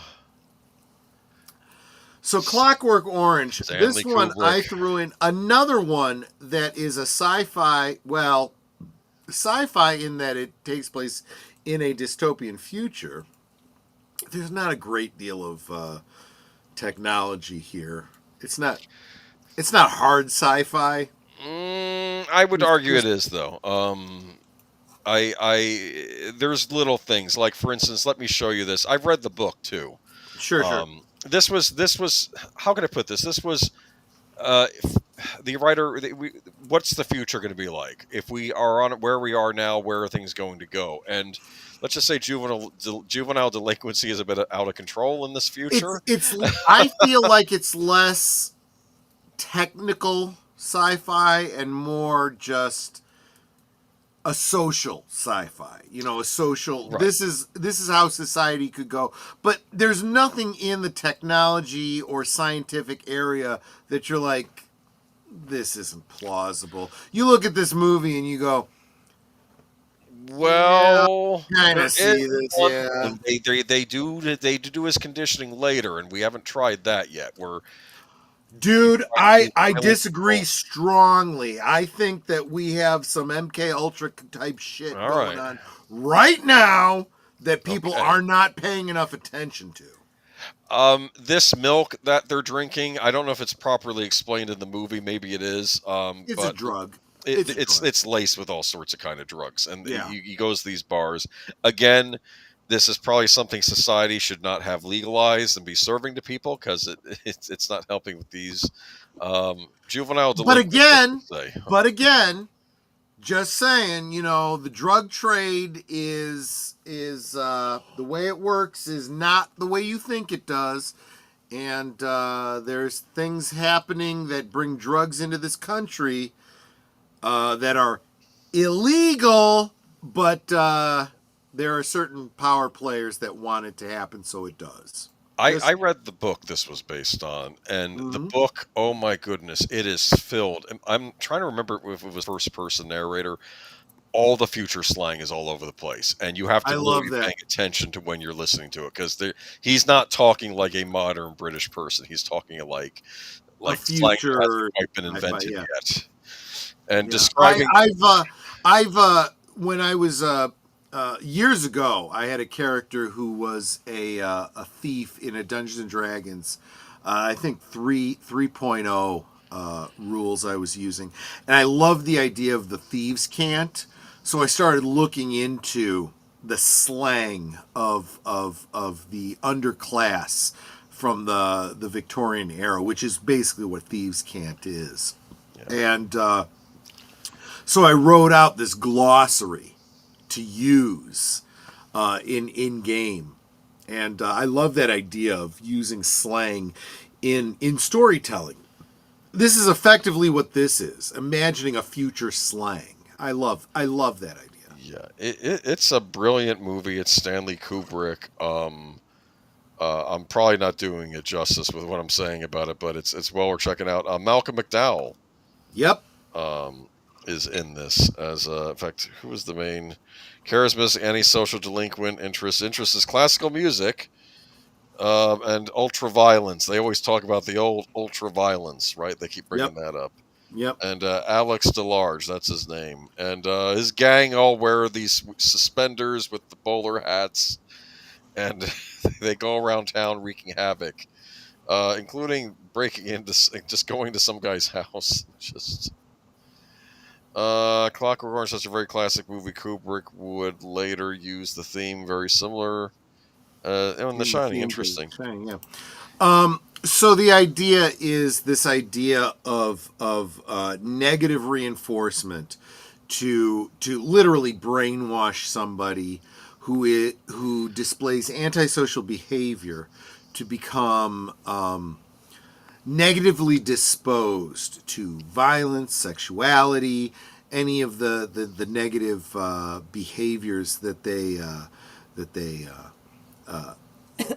expound.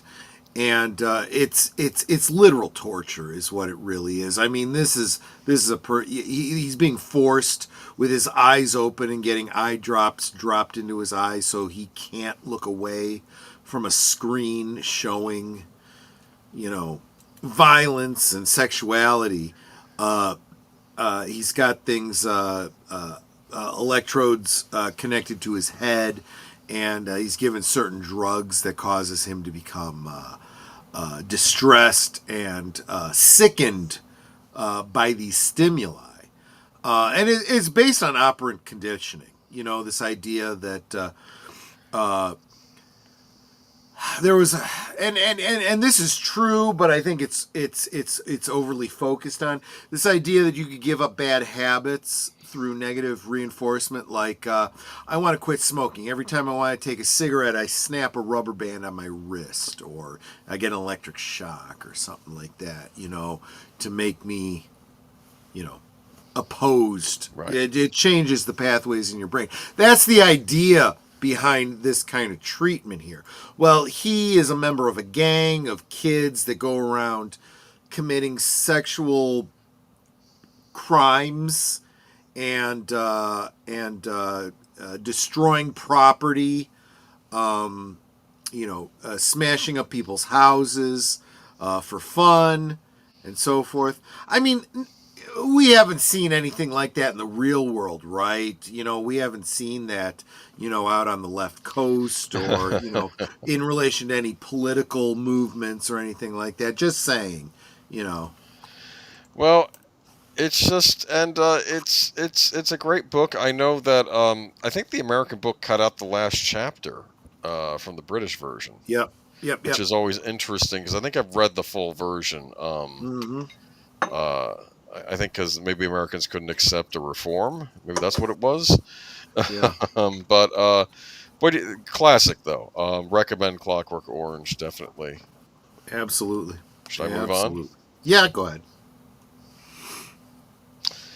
Conquest of the Planet of the Apes, 1972. So this is number 4 in the original Planet of the Apes series, coming after Planet of the Apes, Beneath the Planet of the Apes, and Escape from the Planet of the Apes. The Revolt of the Apes. Yes, so last time we checked with this series, Zira and Cornelius, right? Right. They end up getting into some weird escape pod and time travel back in time to modern America, and of course end up conceiving a child. Of course, by then the government is after them because they realize, oh, this future they're coming from, there's no good place for humans. These people are a threat to the world and national security. She ends up getting killed, and we think their kid gets killed, but it turns out the child was swapped out for a circus chimpanzee, a baby circus Right. chimpanzee. And Ricardo Montalban decides Right. he's going Carl to Montalban, raise. that's Yes. absolutely right. Yeah. I almost argue he's Mr. Exposition because he does exposition in this movie too, like he does in Wrath of Khan, where he's explaining to now the Oh, good point. Yeah. grown up Cornelius Jr. there, where it's like, okay, Because so it's just like liquid gold listening to him talk. That's why. exactly. So apparently a virus from space, those darn viruses from space, killed off all the dogs and the cats. So human beings started using apes as pets. But then the Yep. apes started getting, more intelligent and taller. So then they just started to use them as force servants, otherwise Yep. slaves, basically. Slaves, Yes. yeah. Exactly. And that's a lot to happen in a 20-year time span. But So I did like the fact that in the modern Planet of the Apes movies, they kind of do a story where they talk about a genetic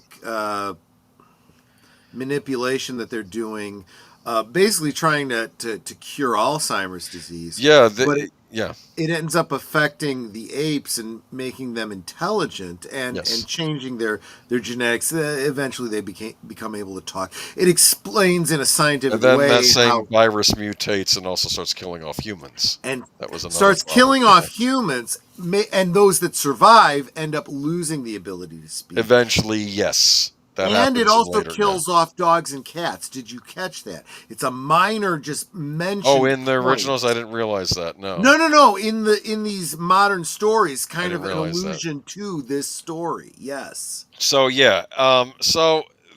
This one back here, though, these were considered family films, which I Yeah. find interesting, considering they have dark subject matter in Very them. dark subject. Well, we've talked about this before. In the pre-PG-13 era, they did not mollycoddle children. They assumed that children were far more capable of dealing with things than helicopter parents of today seem to think they can. All of these movies have dark endings. You know, Because they're meant to be cautionary tales. Yes. That's really if I was going to give tonight's topic an underlying point, good science fiction warns you about possible things you should be watching out for. And as I look at the world around me and the way things are unfolding, I'm like, what have you guys been paying attention to, you dumb shits? So this is another. I would argue this is yet another 1970s dystopian movie. Yeah.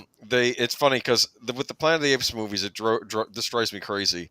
How Hollywood did sequels back then is we'll make a sequel for half the budget, and then when they would do a sequel to that movie, let's cut the budget in half again. And then when they would do the number 4, let's cut in half from the previous one. So they're really stretched thin. In fairness to that, Yes. in fairness to that budgetary concept, keep in mind that they had spent money on the first movie that had payoffs down the I line. know, developed the makeup technology Once and you everything create else. Yes, makeup technology, let's face it, this is why they kept recasting Roddy McDowell. Roddy McDowell. He was just using the same what do you call it? It's over and over again, you know. Um, So it's funny if you get the Blu-ray of this. It says you have like this future orangutan, and he's talking about and thus the children of Cornelius the child of Cornelius would become Caesar, and he would rise up and kill his oppressors, and that was good. Like he's reading from the Bible or something. Like yeah, that they yeah, yeah. and it was funny. So this is a horrible dystopia, like most of these 1970s future movies. Men wear suits with no ties. This was supposed to become a thing. Same thing on Right. UFO. I forgot to mention on UFO, the men wore suits with no ties. This never happened. We still have ties today. Los Angeles or modern California resembles a police state in this future. They actually picked newly constructed buildings to shoot this around to sort of at least give it like a near future look. And I Near got to tell future, you, I yeah. almost think this is some brutalist architecture they must have built Yeah. in the 1970s. This is an awful future. The apes, people are protesting the apes took all our jobs because, of course, you can't be waiters anymore or anything else because the apes are now doing that.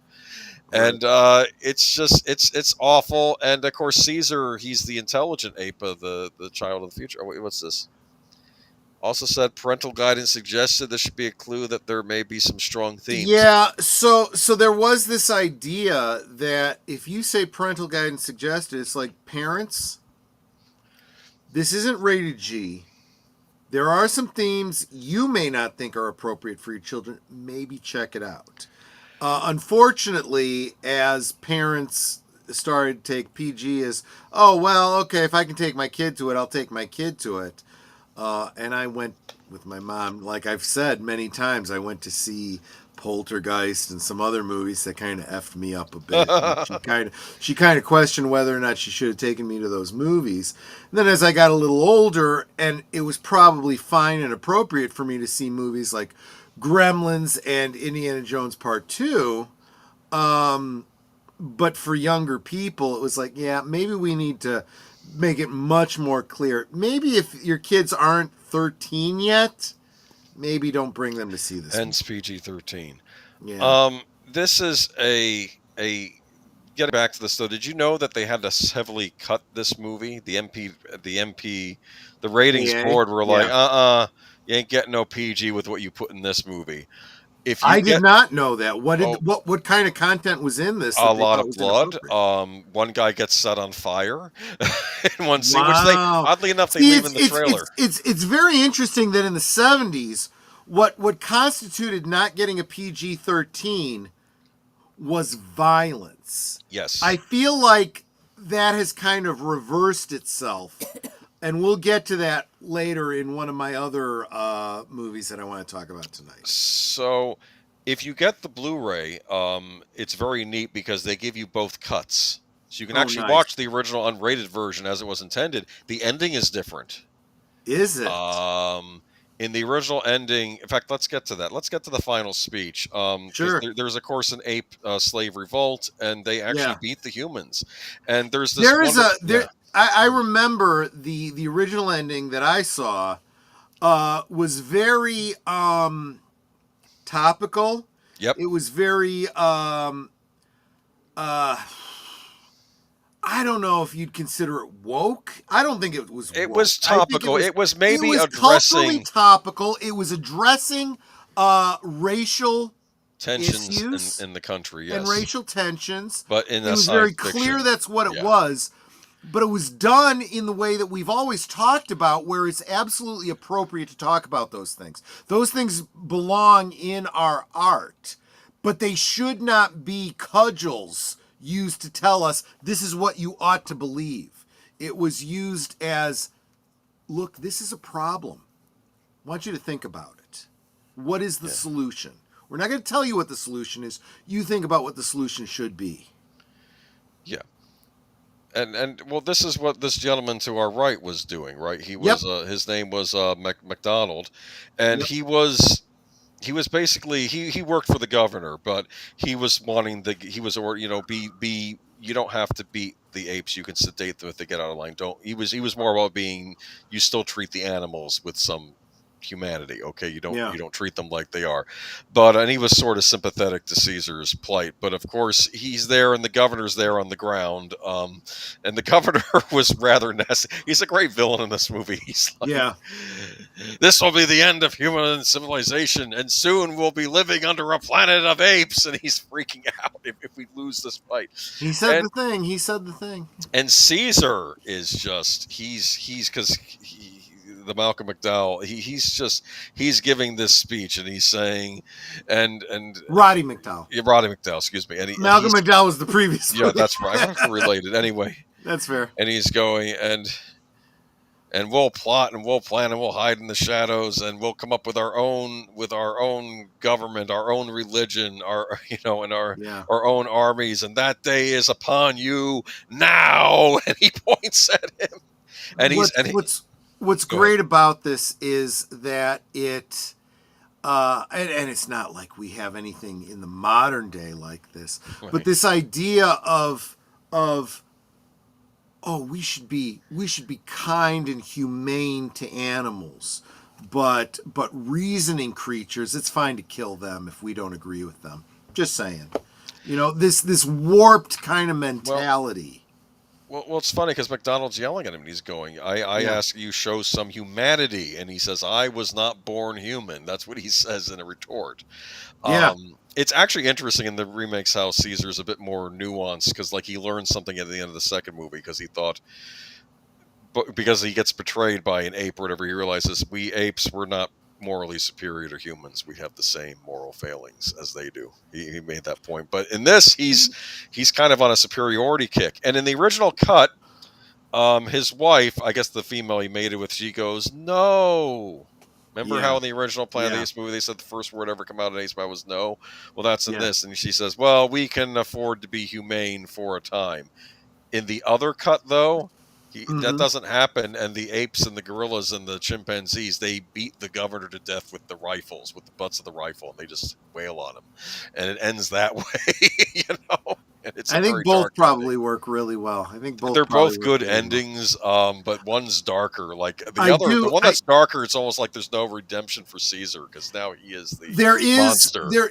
And there is this element of there. It doesn't matter if you're ape or human. There is a sentience problem, right? There is a tribalism problem. It doesn't matter if you're human or ape. It doesn't matter if you're black or white. Right. It doesn't matter who you are.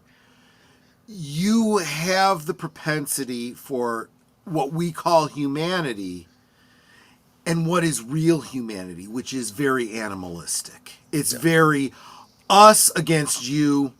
We will survive by killing you.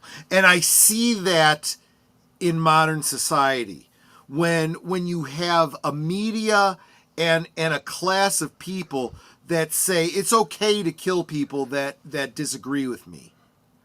I see that and I think there is no humanity. You are animals. It's weird because the governor says in this, when he says, "Why do you hate us so?" Caesar asks him, he says, "Because you remind us, every one of us, there's an ape still in there, or the beast trying to crawl out that we have to shackle, and you remind us of that." That gets Caesar really angry at him when he says that too. He gets furious. But it was actually interesting from the governor's Which is point of view, ironic that's how he saw him. because Yeah. because when you think about the fact that humans really are primates, they are just a branch away from these other apes, right? That think they're so superior, and they are forced to see that we have way more in common than they realize. But that also forces the more and more intelligent apes to realize the same thing, which goes back to the first Planet of the Apes movie. I don't know though. I saw some things in that Planet Earth documentary that chimpanzees do, which disturb me. Which I guess certain humans, like Ed Gein, have done as well. Yes, Cannibalizing a member of a tribe they were fighting. Yikes! Okay. Cannibalism, murder, assault. Can you say assault when it's not connected Yes. to another word? I don't I know. think so, yeah. Here's what I don't get, though, in this movie, though. That the guards are able to just drag these apes around and put them in. Like, you could do that with a chimpanzee. He'd break your back. It's like, Want to welcome Domicile. I saw you were just recently gifted a membership. welcome. Actually, to both of our channels on different nights. So welcome. Also, looks like Domicile, you are a 2A enthusiast. You are in good company, my friend. Well, that's the whole argument. Are we fallen angels or risen apes? Right. That's what the whole thing. That was. Damn, I never thought of it that way before. Anyway, Good maybe point. both. Anyway, Yeah, Netter, yeah. I don't know if you ever saw this Dirty movie. apes. You Okay. dirty. Well, no, it's dirty funny because like the reason what causes all the trouble in the beginning was that he sees the ape being mistreated and he says, "Oh, you human bastards!" Like he yells out, and, Yeah. and like that's when they start suspecting that it was an ape that said that. Yeah. They and poor Ricardo Montalban, they're trying to interrogate him, and they remember Doctor Who, the mind probe, and Five Doctors, not the mind probe. They do that to Ricardo Montalban in this. It's like Right. not the mind probe, and he throws himself out a window to avoid. Yeah. Did you see this movie, Netter? Just out of curiosity, I don't know if you. This is the one that supposedly takes place in the modern day with Ricardo Montalban as the circus. Yes, leader or and whatever. this is think the I've ape seen revolt. Actually, now that I think about it, Ricardo Montalban is in the previous movie too. He was so- younger in that because Yeah, this is yeah, like this is the horrible dystopian future where every like American society is turned into a police state. They were making, And that's why Roddy McDowall is playing the chimpanzee. He's basically playing the character's his son, yeah, because he's. Yeah. I don't know though. What I find funny though is normally I'd be like I'd have to be on the side of the humans, but this future is so awful. I like the only good people in this were the Roddy McDowall character and this McDonald guy here. They're like the only good Yeah. characters in this. Not Yeah. even really Caesar at the end. I think Caesar's kind of crossed over, unless you watch the theatrical. Well, cut, where and I that's think a he perfect- pulls back from the abyss a little bit in the theatrical. I do cut. feel like it shows you how a sympathetic character can be pushed to, and that's sort of what to happens. absolutism, and I see that happening a lot right now.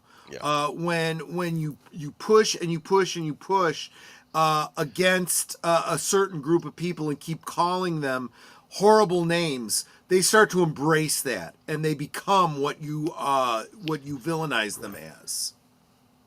So I think we'll move on. I think that's a good end point for this. Soylent Green. I won't spend too much time on this, but this is, of course, another dystopian movie of the 70s. I think might be kind of dated Reminder: at this we are point. talking about films that are more than 40 years old, so we're gonna spoil the fuck out of these. You guys should have seen them by now. If you haven't, definitely check them out, but don't get pissed at us that we. And as we're talking about, it might even intrigue you to watch them. Exactly. I mean, that's how come I watched Heartbreak Ridge. Normally not. I literally told her the whole story of Heartbreak Ridge. You could argue that I spoiled the whole movie for her, but in doing so, she's like, I want to see that movie now. Yeah, because sometimes telling Yeah. telling the story of the movie is what makes you want to see the movie. Yeah, exactly. This is, of course, Charlton Heston. Note that this is another PG film. Very dark, very, very heavy storyline. There's some But still heavy PG. other scenes in this movie that I'm surprised for a PG. I'm just saying. If you catch my meaning. Yep. Okay. Charlton Heston is in this. So is I think Edward G. Robinson actually as his older friend in this. This is of course a future where population got out of control, which I don't think is going to happen because now that everyone's worried about the birth rate declining. But back then it was always about overpopulation.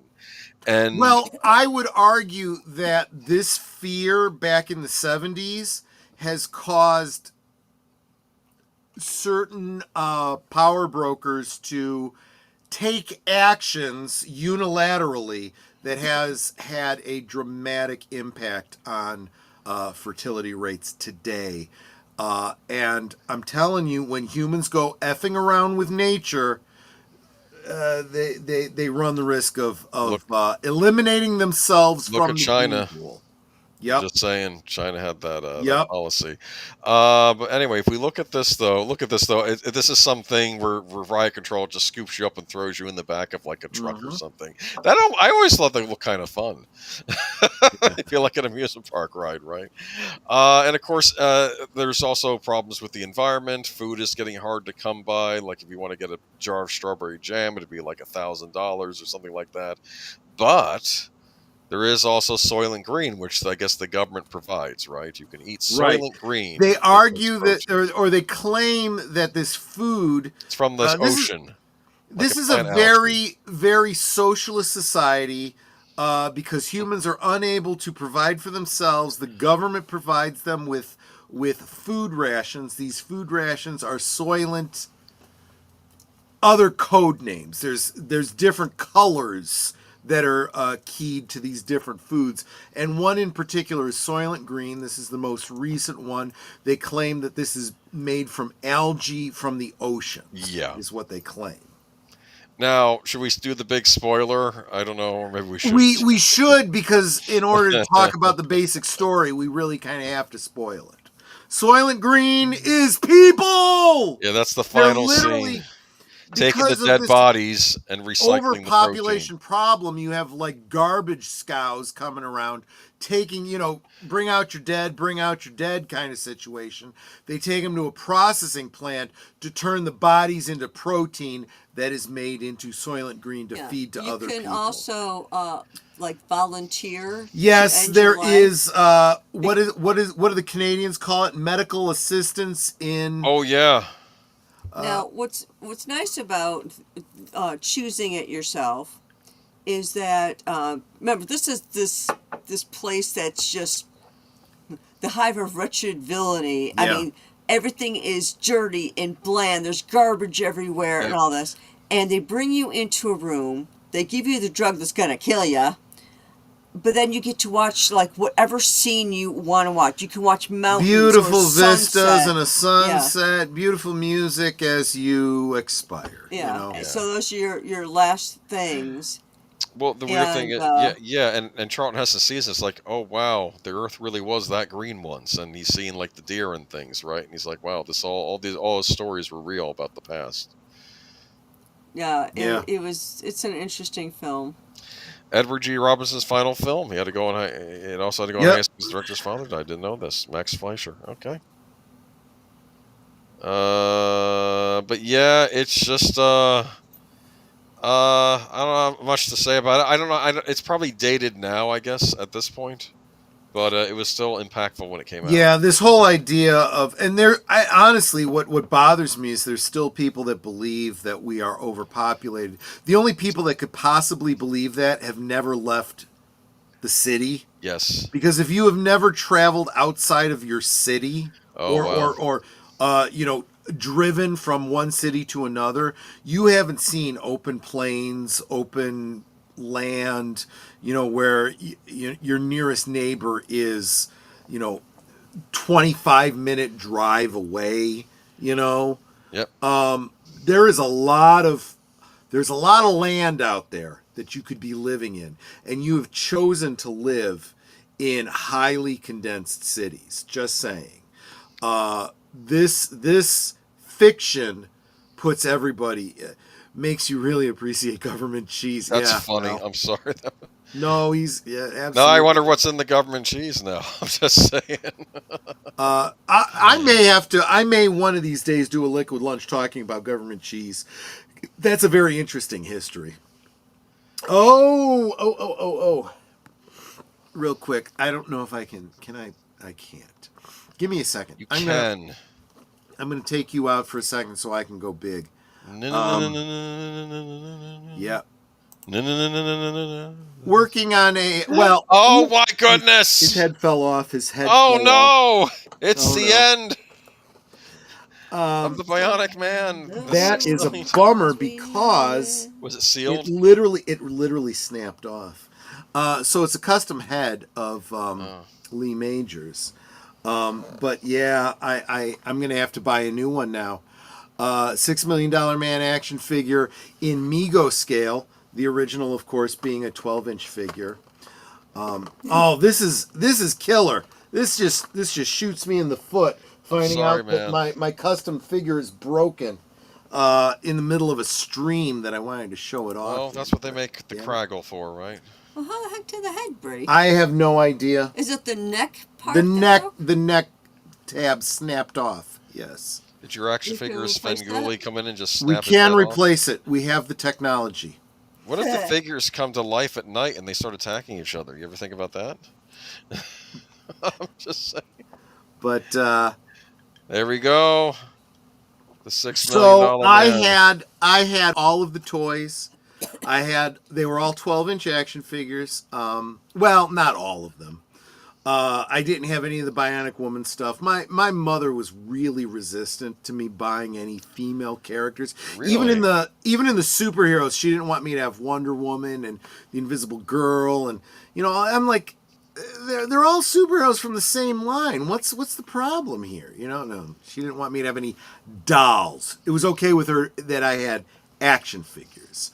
So I had all of the $6 Million Man stuff. My cousin Tammy had all the Bionic Woman stuff, so there was that. But this was a TV series based on book, forgetting right? the author's. I'm forgetting the author's name, but the book series called Cyborg. Yeah, because he's a cyborg essentially, right? Exactly. What was sad about this? I mean, this is a great example of aspirational sci-fi. This idea of replacement limbs that are cybernetic. We're just now getting to the kind of technology where this is even plausible. And what was Lee Majors even said that he would do guest appearances and he would meet young fans that had prosthetic arms and legs and so forth. And they're Awesome. like, how can I get these kinds of bionics? And he's like, it's all fiction. It doesn't exist yet. Someday, but not yet. And it really hurt him because he was like, I feel like I'm portraying a lie to these kids. But some of the kids would say, well, okay. It's something to look forward to. It's inspiring about what could be, and this is what puts the idea. Honestly, this this was a big influence, and Yeah. just like Star Trek influenced so much technology. And that we've comes had since then. advancements in prosthetics.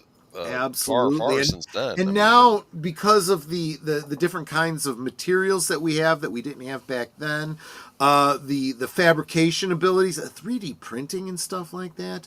But now they're even starting to be able to figure out how to integrate electronic circuits into the neural system, so that literally by thinking you can open and close the hand instead of.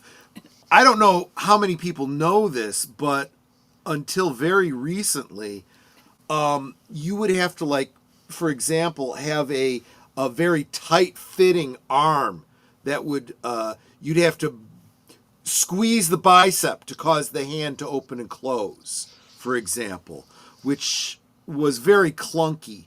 But now they can literally integrate the neural pathways from the individual fingers into the brain. We're getting there, yeah. So that you can open and close, and in some cases have a rudimentary feeling of how tightly you're gripping things. They're doing the same thing, kind of like Star Trek, Geordi's visor. Right. They've got rudimentary technology like that. It really, really is amazing. This is a great example of sci-fi imagining technology that we need and want. And then, now, of course, they turn this guy into a superhero. Not only are they replacing his limbs and an eye, but they're giving him superhuman abilities so that he can jump really high, he can run really fast, he has the strength to lift a car, for example, and things like that. He's got telescopic vision and things like that. The book gave him abilities with his eye that the show didn't until over a decade later, where he could shoot a laser beam out of his eye, and he had a camera in his eye that he could take photographs of things and so forth. Well, I think it's interesting to keep him still human, though. I mean, he is still Yeah. human, even though he has Yes. some cyborg parts in him. I'll tell you, the pilot episode. Well, there were actually 3 pilot episodes, but the original pilot where he first gets his. First I should point out, every episode opens up with scenes that were used in the pilot, where it shows his accident. He was flying a lifting body experimental plane that crashes, and it's what caused his accident. Well, that footage actually came from a real accident where a real test pilot was badly injured and lost an eye and had damage done to his right arm and both legs in reality. Wow. Which is just wild to think about, but yeah. Yes, in the 70s, and often shows before the 70s, they all had their Christmas episodes. I wouldn't call it a Christmas special, but a Christmas themed episode. This one had a Scrooge This one was analog. the crossover. This one was a crossover with Bewitched. Right. That's a joke, by the way. Okay, I'm just saying.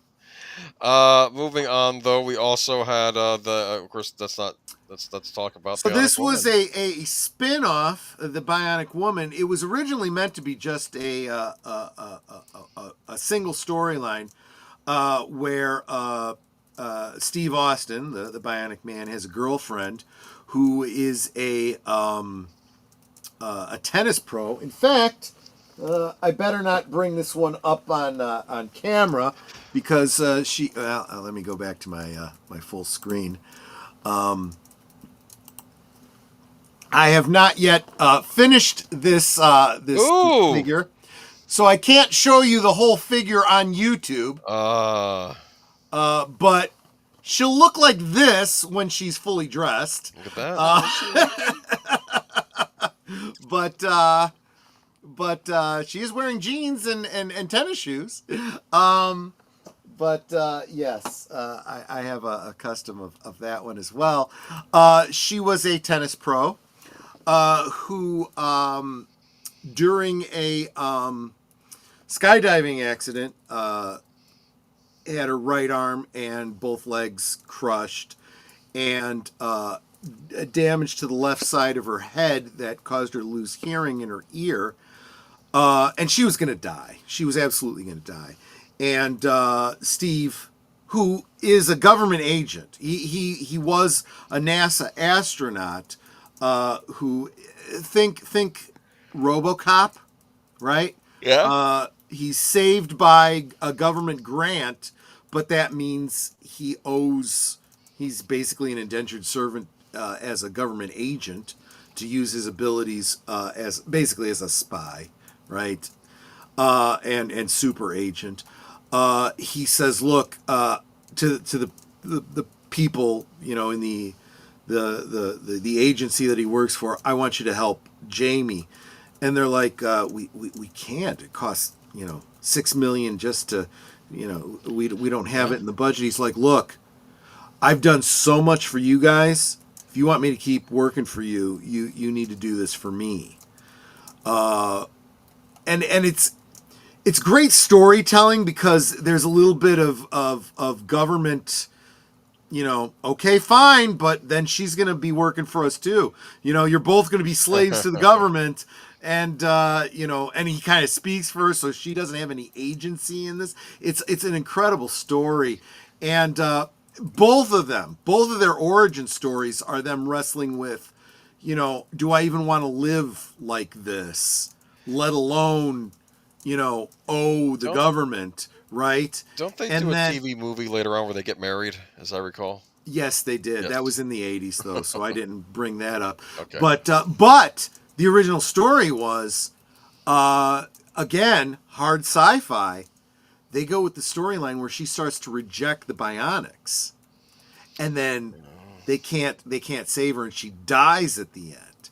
But she was such a popular character that they end up bringing her back. But in so doing, they do a little woo woo with the story. She loses her memory. So although he's still in love with her, she doesn't even remember him. And she ends up getting her own spin-off show, which ends up going to another network. This was something that happened with Wonder Woman, moving from one network to the other. Same thing here. You had the $6 Million Man on one network, and you had the Bionic Woman on another network. I found that that's the kind of thing that you wouldn't see these days. Well, maybe you would now with the Netflix era, but be that as it may. So yeah, then you had the Bionic Woman. They had crossover episodes between the two. They introduced characters you had up earlier, a robotic Bigfoot, which was an alien probe.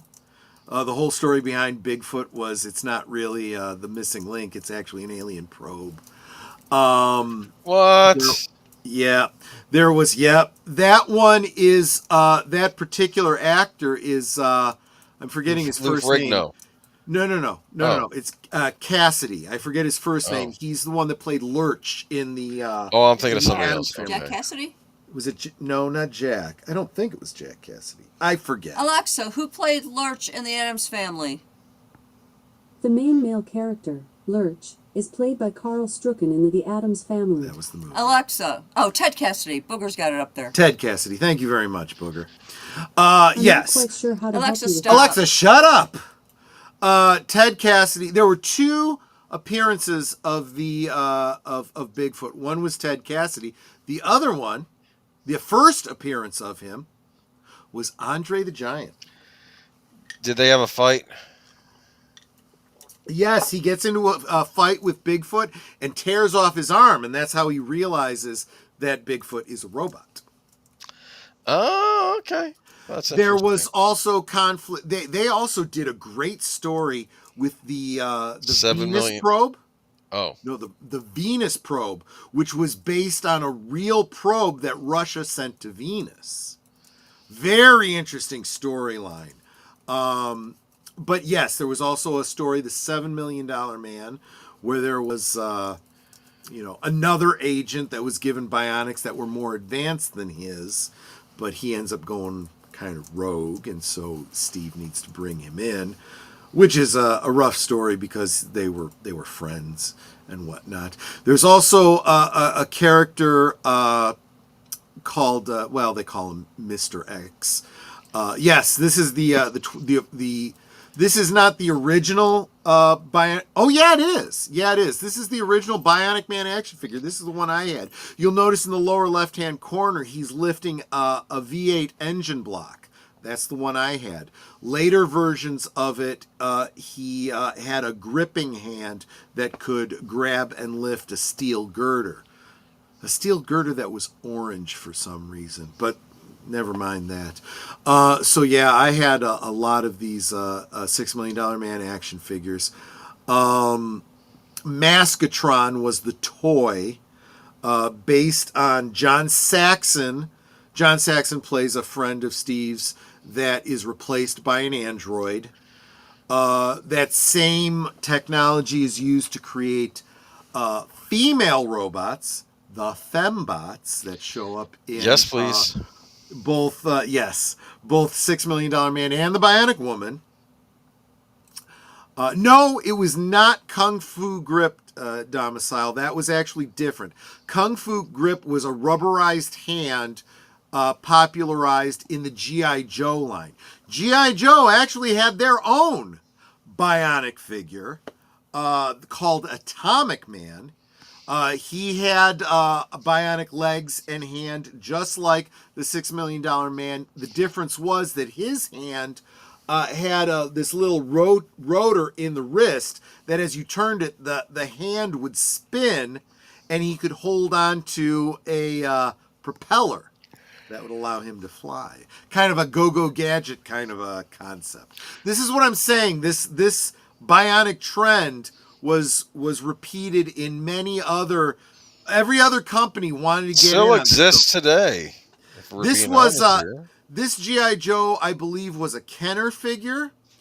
Of course, was it Mattel was it Mattel or Hasbro that owned G.I. Joe, created Atomic Man, and there was, I want to say Ideal, but I might be wrong about this as well, had a 12-inch figure that was a biomechanical figure called,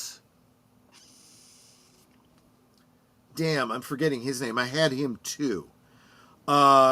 He wasn't bionic. He had genetic medical technology. I'm forgetting his name. He had this. The play feature was when you took his shirt off, you could see his insides, and when you pressed on a button in his back, his heart would pump, and you'd see the blood moving through. What? You'd pop up his face, and he had this disc that you would put into his head that would put information into his brain. It was just kind of really interesting. So it was that kind of a thing. There was another figure that was a villain character. It was I want to say it was a Sears action figure. It was a 12-inch bionic villain figure that they were marketing to go along with the $6 Million Man. That was not part of the Kenner line. It was, some off-brand that was. What? Yeah. They did that. It was kind of brilliant in my mind. Mr. Maniac, that was his name. No, I don't think so. It was Doctor something. I want to say it was Doctor. Dr. Midnight or something. Yes. No, I don't know. That was the Christopher Lee villain in some movie. That's right. The Mr. Impossible, I think that was the name of the movie. Anyway, anything else to say about Bionic Mania, though? I mean, this was a huge deal, right? It really was.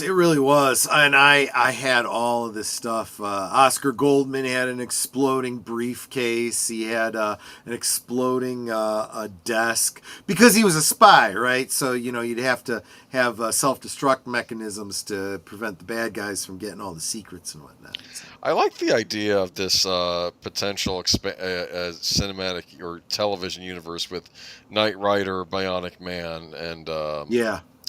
I'm looking forward to that too. And Airwolf, I think those would. We've talked about that on Geeky Geezers. We'll talk about that more as it comes to fruition. Oh, how about you, Netter? Any memories of the Bionic Woman or Bionic Man? Yeah, it's like, I used to watch all the shows. Right. Too young to remember. I thought it was interesting. Maybe? She was a school teacher, but apparently was never at her job. Right. I think you saw her in her classroom like twice. Right. I did say that she started out as a tennis pro. After her accident and her memory loss, she got a job as a school teacher. Was she a college professor or a regular school teacher? Like I want to say late grade school, early high school. Oh, that doesn't make any sense because if she was a college professor, of course she's not going to be there. Yeah, she had. Yeah, her TAs just take care of her. Like Dr. Jones is never in the classroom, right. That sort of thing. Yes. They were grade school kids, but she was never there. How do you keep a job when you're never at your job? Because she really works for the government. Well, it's just she wasn't allowed to tell anybody that. Right. So as far as her school knew, she was just taking off. There's a great scene where she's in a classroom and she's got a tennis ball in her hand and she crushes it in her hand. Nobody's in the classroom. It's not like she gives herself away. I imagine she has her back turned, some kid throws it and she catches it and crushes it in her hand in front of the class. That would, yeah. Yeah. All right, what do we got next? Space 1999. This is my last one, I think. Yeah. One of the great science fiction television series. Yep. Originally conceived of as a sequel to UFO. Right. But ended up becoming its own thing. Because Gotcha. You can see almost the legwork because there's a moon base on it, so this could have been the moon Right. base from UFO. But no, this is its own thing. But Jerry Anderson, again, involved in this. Martin Landau, main star. And this takes place on a moon colony. And in the first episode, we realized that that we're storing all of our nuclear waste on the moon. I guess from like nuclear power plants and whatnot, right?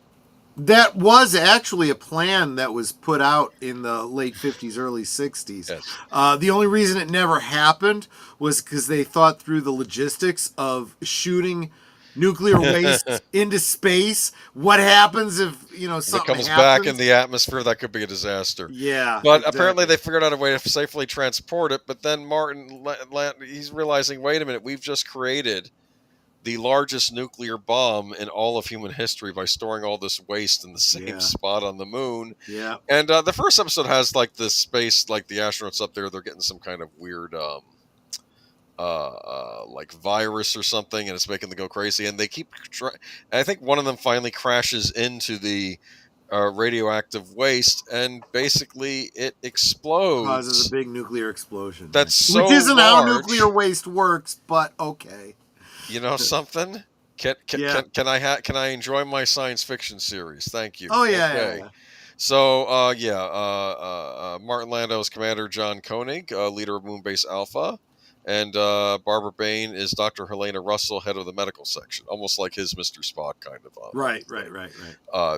Not that she's emotionless, but she has a very clinical mind because Right. she's a medical doctor. And well, the explosion is so big that the moon gets knocked out of the Earth's orbit and is steadily passing through the solar system. And I'm thinking, well, wait a minute. If the moon leaves the Earth, isn't that bad for the Earth? Isn't that going to have ramifications for us on the Earth as well if we lose the moon? And I think they even mentioned that because we can't mount a rescue team. We're dealing with too much stuff down here. We're having earthquakes. The tides are all messed up. I'm sorry. We wish you the best. They couldn't mount a rescue to get the people from Moonbase Alpha. Right. And it was too late for them to try to get back to Earth. So they're stuck there. And, the commander there is basically says, well, look, maybe eventually we'll come across a Earth-type planet and we'll just colonize it and we'll get off the moon base. But now when you think about the speed at which that planetoid would be moving, just getting out of the solar system would be longer than they'd be alive. Nope, they're getting toward the end of the first episode. Okay. Quiet you. Okay. Quiet you. What do you know? When you consider that the Voyager probes have just recently crossed out of our solar system, and we know how fast that they're moving. Okay. It's funny you mentioned the Voyager probes because that plays into an episode of this show, actually. So it's like one of the future Voyager probes, because of course this is in the future, in the future year of 1999. Anyway, so one of these scientists basically it turns out that one of the Voyager probes, I guess, goes rogue and destroys a bunch of colonies of this other alien race. And the scientist on board that made the probe is the one responsible for creating this thing. And Martin Landau eventually encounters this alien race that's after the Voyager probe, and they realize, oh, it's you humans that made it. And he says, look, we're sorry about what happened to your colonies. And the aliens are like, not good enough. Where's your planet? Because we're going to wipe out your race from existence. And it's like, and even the guy that created the Voyager probe, it's my fault. Take me, execute me, leave the rest of these. Like, nope. So then he engineers the Voyager probe as it remains to go blow up these aliens and their spaceships. But it was a lot of dark stuff on the show, a lot of horrific, horrible monsters. I also want to say that this show is a who's who of European actors of the time. True. Absolutely true. Yeah. You have your British... What I think is funny, if you look at the picture that's on the screen, Boomer's head's on one character, Troy's head's on another character. Yeah, kind of. Yeah. You're kind of right, yeah. They were both in the show. Yeah. Funny. Well, I'd have to be facing like this, right? Yes. But it's basically, yeah. But this is cool. I like the guy above Barbane there. He was the computer scientist. They got rid of him in season 2 for some reason. He was interesting because he would always talk about what was going wrong with the computer or whatnot.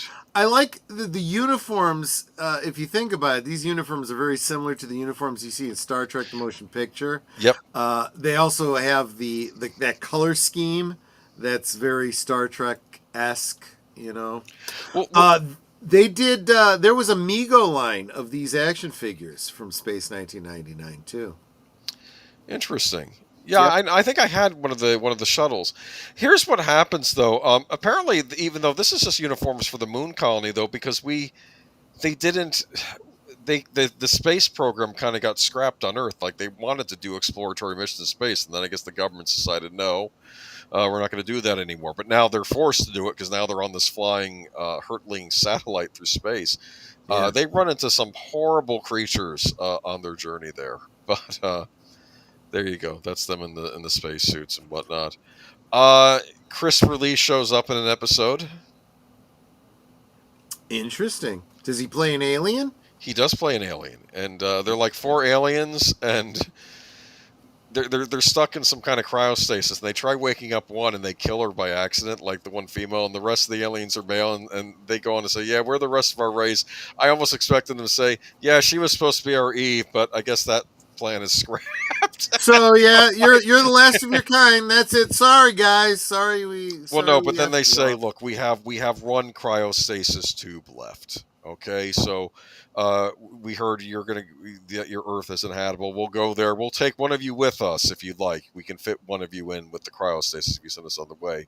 And of course, the mayor of the colony says it should be me, and he says no, we're going to do a fair lottery system. And then he gets all bent out of shape and doesn't want to do the lottery system and to have his name pulled. So I think he ends up sticking himself in there anyway, and they couldn't break him out. But he ended up doing it wrong, and it's almost like he's buried alive in the cryo thing because he doesn't go into cryostasis. He's stuck there alive, and like he's going to die on the way to Well, Earth. good. He deserves it. And not only that, but when Martin Landau looks at the lottery, who won the lottery, it ended up being the mayor after all. So if he had just not interfered, he would have been selected, and the aliens would have put him in proper cryostasis. That's what you call irony. Yeah. It's just there's other horrible monsters. Do I have a picture of one? I guess not. Okay, I'm spoiling the next one. But no, just a lot of horrible creatures on this show, and of course you feel bad for these potential colonists because they're just trying to find a new inhabitable world. There's one interesting episode where they have to pass through what they call a black sun, which I think was an old-fashioned name for a black hole.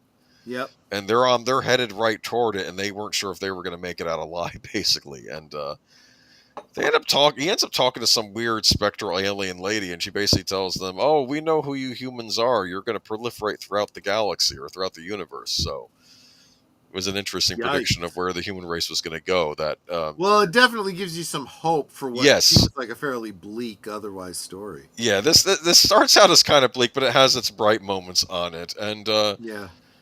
It had a season 2, which was not as well received. I've watched some episodes of it. It's okay. I think they were trying to. I think again, it's another one of these shows that gets influenced by Star Wars when we get to season 2. Yeah. And more action orientated. You get a shape shifting woman on the show, and I think because Wonder Woman was popular, they wanted to have like a female action type character on the show, sure. And she could turn into different creatures and things. So that was interesting. Awesome. Moving on to Logan's Run. Yeah. So in the vein of love that poster. I guess it is a dystopian future, right? This is a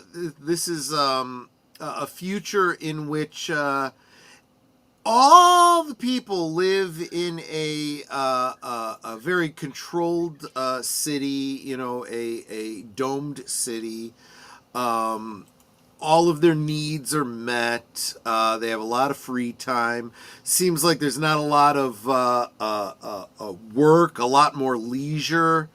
The only people that seem to have any, well, I mean, they have service jobs because apparently they still have what's it called, like plastic surgery and stuff like that, advanced plastic surgery, so you could work in that industry. They have the equivalent of police officers called sandmen. Why are they sandmen? Because they put people to sleep. Sounds lovely. People that the only real law that you see being broken are you are not allowed to live past a certain age. If you get too old. Was it age 30, as I recall? I think it was age 30. I think you're right. Which is ironic because you got Michael York, who was like, what, 45 or whatever age he was, playing this 29-year-old. As soon as you became 30, the little gem on your hand would turn, I think it was white, No, blinking red. You start out with white, and as you get older, it turns red, and then when you turn 30, it starts to blink red. And then they get to kill ya. Well, the pseudo religion is that you go to something called carousel, where you put on a death mask and you float without gravity into these fields that kill you, but they think that you're renewing, that you are being reincarnated into the next generation, right? Only to find out that there are dissidents that don't want to die, but you'll be renewed. If you don't renew in carousel, you will die. They become runners. And so you see Michael York here in the uniform of the Sandmen. They go to retire anyone who runs, who doesn't report to carousel the way they should, and basically exterminate them. In a very graphic way, they shoot them, they die, and then they call in a cleanup that pours like an acid over them that eliminates their bodies. Yikes. They decide to send Michael York's character, the central computer that runs everything, tells him we need to ferret out these malcontents. They are searching for something called sanctuary. They're trying to leave the domed city. We want you to become a runner and join them and report back to us so that we can go eliminate their sanctuary. And they take away his remaining years. So he starts blinking, and he's like, well, what about my remaining years? Do I get those back? And they won't answer him. So he becomes a runner, and he joins with this girl, Jessica, who he meets Jessica through... there's a technology that they have, kind of like teleporters, kind of like replicators in Star Trek, where you can go into this thing and be digitized, and you can be brought out, you could be transported in or replicated or whatever, when someone calls you up to spend the night with you. Oh. So he calls booty call.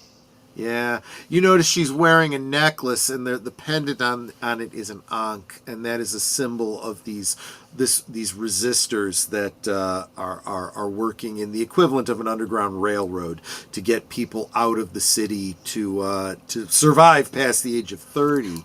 By teaming up with her, he becomes a runner, and they get out of the city, and they start traveling through. You start to get the idea about how this world got to where it is. You start to fill in some of the gaps about the history outside.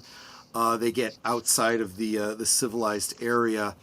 And one of the areas they go through is a processing thing. Probably could be the future of Soylent Green, right? Where you've got this robot whose job is to process humans into food.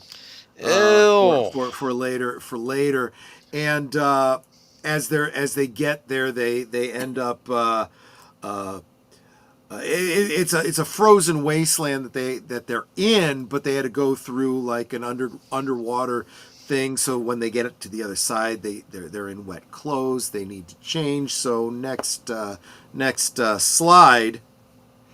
Remember, this was a PG-13. No, this was before PG-13. This was a PG film. This is one of the greatest moments in 1970s sci-fi. I'm just saying. This is Jenny Agutter, my friends. Her breasts are afraid of the dark. Those breasts are afraid of the dark. Absolutely. She had to get them out in every movie she was in. And it's not just her breasts. She goes full. She goes full Monty in the next few frames here. So guys, I'm thinking Monday night members, Logan's Run. If you haven't seen it. And what do the ladies get if that's for the gents? Well, you get to see Michael York's bare ass. I mean, there is that. His bony butt. Hey. I don't know how bony it is. Isn't he a knight, as I recall? Butt.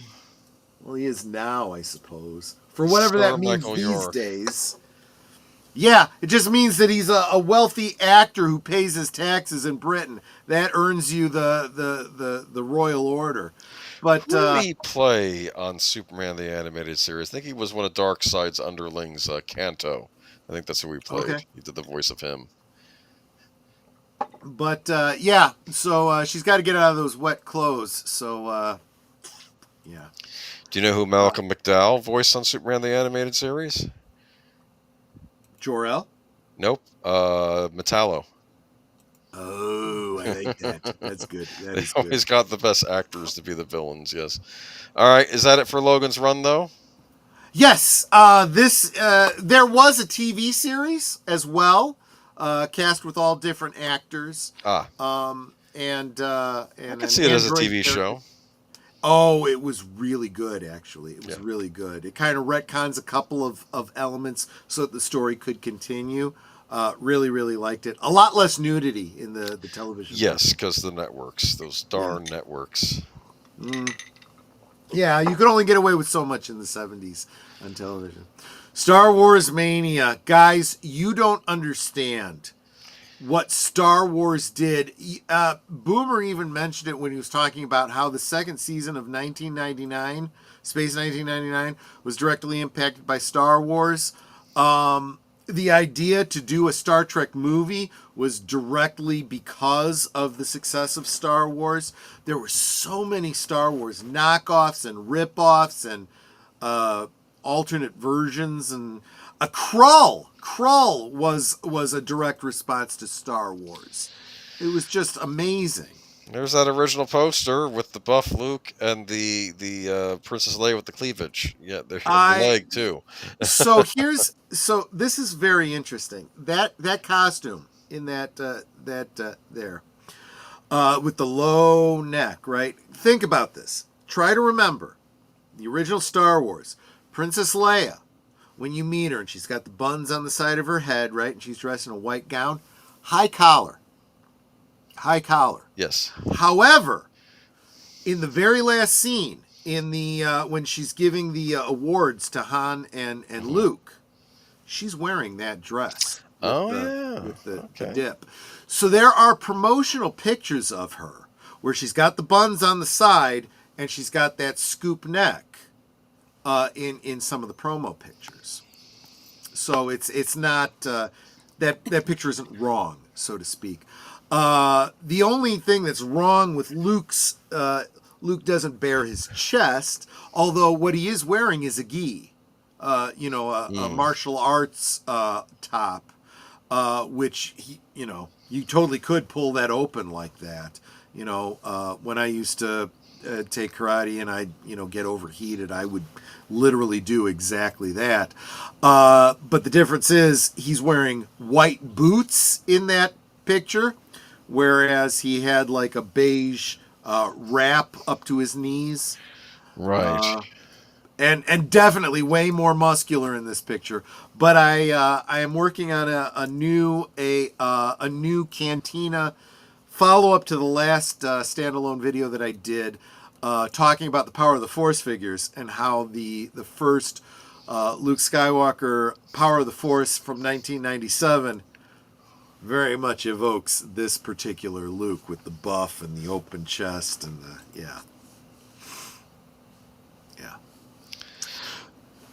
So Look there at all you this go. merchandising. Right. So what am I seeing here? I'm seeing I have the that original- Millennium Falcon. Diecast Millennium Falcon. I was gonna say I had to look close. That is not the big 3 3/4 inch one. That is the tiny die-cast one. I did have that as well. I had all the die-cast. There was a Falcon, there was a Star Destroyer, there was a land speeder, there was an X-wing fighter, and Darth Vader's TIE fighter and the regular TIE fighter. I had all of those in die-cast. Why? Because they were small enough and they were affordable. But there's Luke, 3PO, and R2-D2 from the first wave of action figures. Is that a yellow lightsaber? That is a yellow lightsaber. Check out... Ray stole another thing from Luke. Check out I'm sorry. Michael French's retro blasting video about Don't Eat the Yellow Lightsaber. It's a great video that talks about the weird yellow versus blue lightsabers throughout the marketing of the Star Wars figures. You have the Kenner Land Landspeeder. In the back right is the Star Wars storybook. I had all the storybooks. I loved that book. I love that book so much.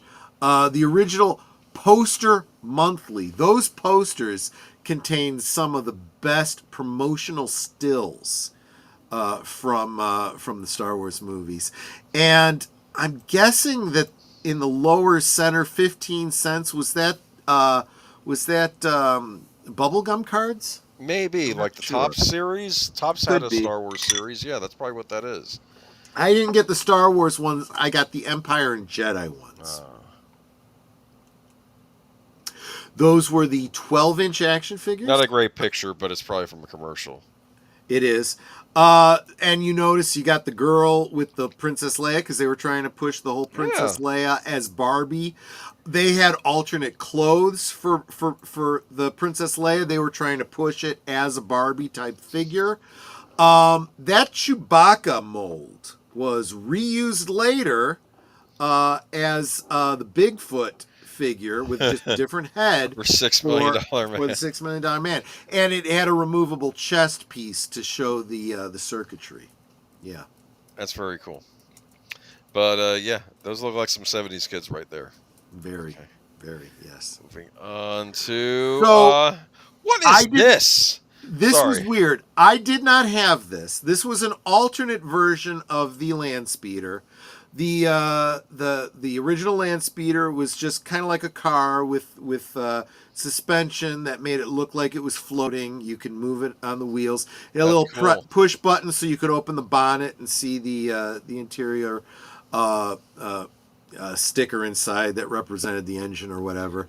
But this used the same molds, but instead of having the opening front and whatnot, it had electronics. And it took batteries and it moved automatically.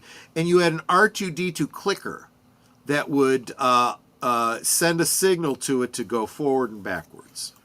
And could you put the actual action figures in this thing too? Yes, you could. Yes, you Okay, could. That's I did not have it, and I was okay with that because I already had the original, the one that you showed on the previous screen, and to me it was the same thing. I didn't need one that moved on its own. That seemed overkill to me, so it didn't bother me that I didn't have this. The Star Wars Galactic Funk by Miko. What is going on with this cover? I had expected like Darth Vader's head or So this was the album put out by Miko. They released a cover of the Star Wars theme, of course, John Williams, in disco style, and it combined the theme from Star Wars with the Cantina Band tune in a disco style. It was very much the 70s. Oh gosh, I remember that. Yeah. My in the GameCube game, Star Wars Rebel Strike, that was the sequel to Rogue Leader that I talked about on Monday. The intro scene has the characters from the game on the disco floor. So you have Han Solo, Princess Leia, of course, in the Jabba the Hutt girl get up, and then you have Luke, and they're all doing the disco dance. And instead of and Darth Vader's on the disco floor too, like doing the Batusi. And then instead of like a disco ball, you have looks like a Death Star up above. Star, exactly. And they're playing this song, the Star Wars. Of course disco they are. theme. Of course yes, they are. It's very look at the artwork there. You see the ship in the middle left. Tell me that's not directly inspired by Flash Gordon, which of course George Lucas had wanted to do a Flash Gordon movie, couldn't get the rights, and that's why he ended up making Star Wars. So this is why this is confusing to me. The song, they had to obviously license out the tune from Lucas, right? Right. Okay. but the cover, this is like something from the 1950s or something. So I don't Very I retro-futuristic, don't yes. understand it. Why didn't they just have like a normal Star Wars cover? Were they Because like they didn't want to pay additional licensing for all of the Star ridiculous? Wars. Even look at the Star Wars title there. Yeah. They were using the title because Okay. obviously it's a cover of the Star But Wure why theme. not just put but like they a didn't- starry background then or something? That would have made more sense than this. I mean, I don't think it really mattered. I think that people would buy it because did they you have wanted- this record? I did not actually. Oh, okay. I didn't. Yeah, I did not. Now, my dad didn't have this record, but he did have a Star Wars jazz album. The Star Wars songs performed like jazz, and I did not know about this. Yes, it has the Imperial March done as like a very slow jazz number. You know what? I should find you a YouTube clip of it. If You'll you get a can kick out of find it, I'd be yes. very interested. And the cover because, was ridiculous Me because and you had jazz. You had like I think you had a stormtrooper playing the saxophone. Chewbacca was on the drums in the background, and Darth Vader is sitting like at this club, like with I think he has like a scotch on the rocks in his hand or something. You know, it's so funny the cover. Salute. But yeah, no, but this song I know the disco was of course big, and you know what? It's not that bad. It kind of works in the disco thing. Yeah, to jazz it up a bit. Yeah, so I don't know. I'm just I do remember the song from back in the day, but Yep. Yeah, so Marvel Comics had a great run of the Star Wars comic, starting with, I want to say, I can't remember if it was their first 4 or first 6 issues were comic book adaptations of the movie. Very interestingly, there were a lot of scenes in these comics that did not appear in the movie because they were working from older scripts. So you have different lines, you have different scenes. For example, the scene from the special editions of Han Solo talking to Jabba actually appear in these Marvel comics from 1970. But he's the Irish dude instead. No. No. Oh, he is an Who alien. it actually was an alien that is seen in background shots in the cantina. He's dressed in what appears to be an Imperial uniform, but red. And he's got like a white long mustache and like a white ponytail, some kind of an alien. And I actually have an action figure for him. You will see him in an upcoming video I'm working on. But he is the, in quotes, Marvel Comics Jabba the Hutt. So there are actually 3 different impressions of what Jabba looked like. The one from Return of the Jedi that we see in the special edition, the Scottish guy from the deleted scenes, and of course the other alien from the Marvel Comics. So this is what's throwing me off about this comic book. I could be wrong, but do I see up there $3.99? This sounds to me a rather expensive comic for the 1970s. For the 70s, yes. Was this a large comic, like the big oversized ones when they did the like? Yes, it was. Okay. Yeah, well, they did multiple versions. They did the regular size. They did the larger. Okay. This one was the big. Yeah, the big, because for $3.99, they better be, especially in 70s. Great artwork. Wonderful artwork. But and I may be mistaken. I can't tell from this. This particular one might be the entire story of Star Wars in one issue. Okay. Whereas, like I said, there was like 4 or 6 monthlies.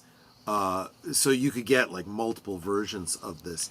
I do have the entire run of the original Marvel Comics that went right up through Return of the Jedi and just a ways past it. Yeah. Good. I loved their post Return of the Jedi EU story. I'll have to do a Yeah. video about that at some point in the future. I'm sure there's a mine of wonderful storytelling in these comics that modern companies should perhaps look The to for character of inspiration. Mara Jade Yeah. that everyone loves from the Timothy Zahn, there was a proto character in those comics that I honestly believe became Mara Jade in later days. And if Disney knew what the F they were doing, they would honor both of those characters with an amalgamation of the two. But they're not that intelligent. Yeah. That ain't going to be who Amy Adams is going to be, let me tell you guys. But yeah. Oh, the Escape from the Death Star game. So you grabbed the Palatoy. I didn't even know until I saw this that Palatoy. Well, and it makes sense because Kenner released everything here in the United States. In Britain, Palatoy. Oh, so this is the British version. I got you. Exactly. Came out around the But same time, though. It was the identical box. I'm sure the game was exactly the same. It's a board game where you play as either Luke and Leia or Han and Chewie, trying to get off the Death Star. You're literally trying to escape from the Death Star. Is there like This the garbage room? Is that one of the things on the board? It's kind of like jail in Monopoly, kind of like that. You could end up going there. You got to roll double sixes to get out. Yes, exactly. I not only have the original game, but I've also got several of the re-release of this that came out about, I want to say 10 years ago, maybe less. It was re-released with a retro Hasbro action figure. It was the only way you could get the retro Grand Moff Tarkin figure, a figure that did not exist in the 70s and 80s, that did not exist until Hasbro created it in the modern day. So I gotcha. So I have this game. I have great memories of it. It's kind of a dumb, simple game, but I loved it so much as a kid. I really did. Well, board games were a big deal back in the 70s. They made a Dawn of the Dead board game, which I've always heard about, but I've never actually played. Dude, there is, I'm forgetting the company. Maybe when I sober up, I'll remember. But there's a company right now that is putting out horror-based board games. And they sell the miniatures that you can paint up yourself. Oh, very cool. They're really, really nice. Yeah. So MPC put out the model kits. I did not have a lot of these. I'm trying to remember if I had this Death Star or not. I'm not sure. This was Darth Vader's TIE fighter, right? Yeah. Yes. Now known as the TIE Advanced, but you know that's newer canon. So these were a smaller scale than what Kenner was doing. So I'm getting a little ahead because we're jumping into the 80s a little bit by talking about Empire Strikes Back. I wanted the AT-AT from Empire Strikes Back. The toy for Kenner. My mother decided that I had not been very good that year, so I wasn't going to get the AT-AT. What she actually got me was the MPC AT-AT model for Christmas. Oh, okay. And I was a little bit devastated. I was thankful for it. You know, I didn't let on, but she knew I was like, ah. But I got it 2 weeks later for my birthday. The AT-AT from Canada. Did you put the model together? I did. I did. Okay. I put it together actually not right away. Years later, when I was a little older, and I knew how to do things like a paint wash, so it looked, it looked real good actually. In fact, to the point that when MPC also put out the Battle of Hoth, which was on a much smaller scale, I was thinking, man, I could get a bunch of these AT-ATs. Because they'd be like closer to the scale than what they had there. Never actually got around to it, but I wanted to. I really, really wanted to. But yeah, we had models. And So this we is so from left to right. Although my face is kind of covering him right now. Chris Chris Christopherson.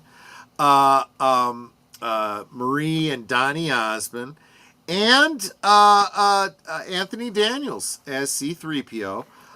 This was the fall premiere, I think, of Donnie and Marie, fall right? premiere of Donnie and Marie. We actually did a watch party of this last year. Yes.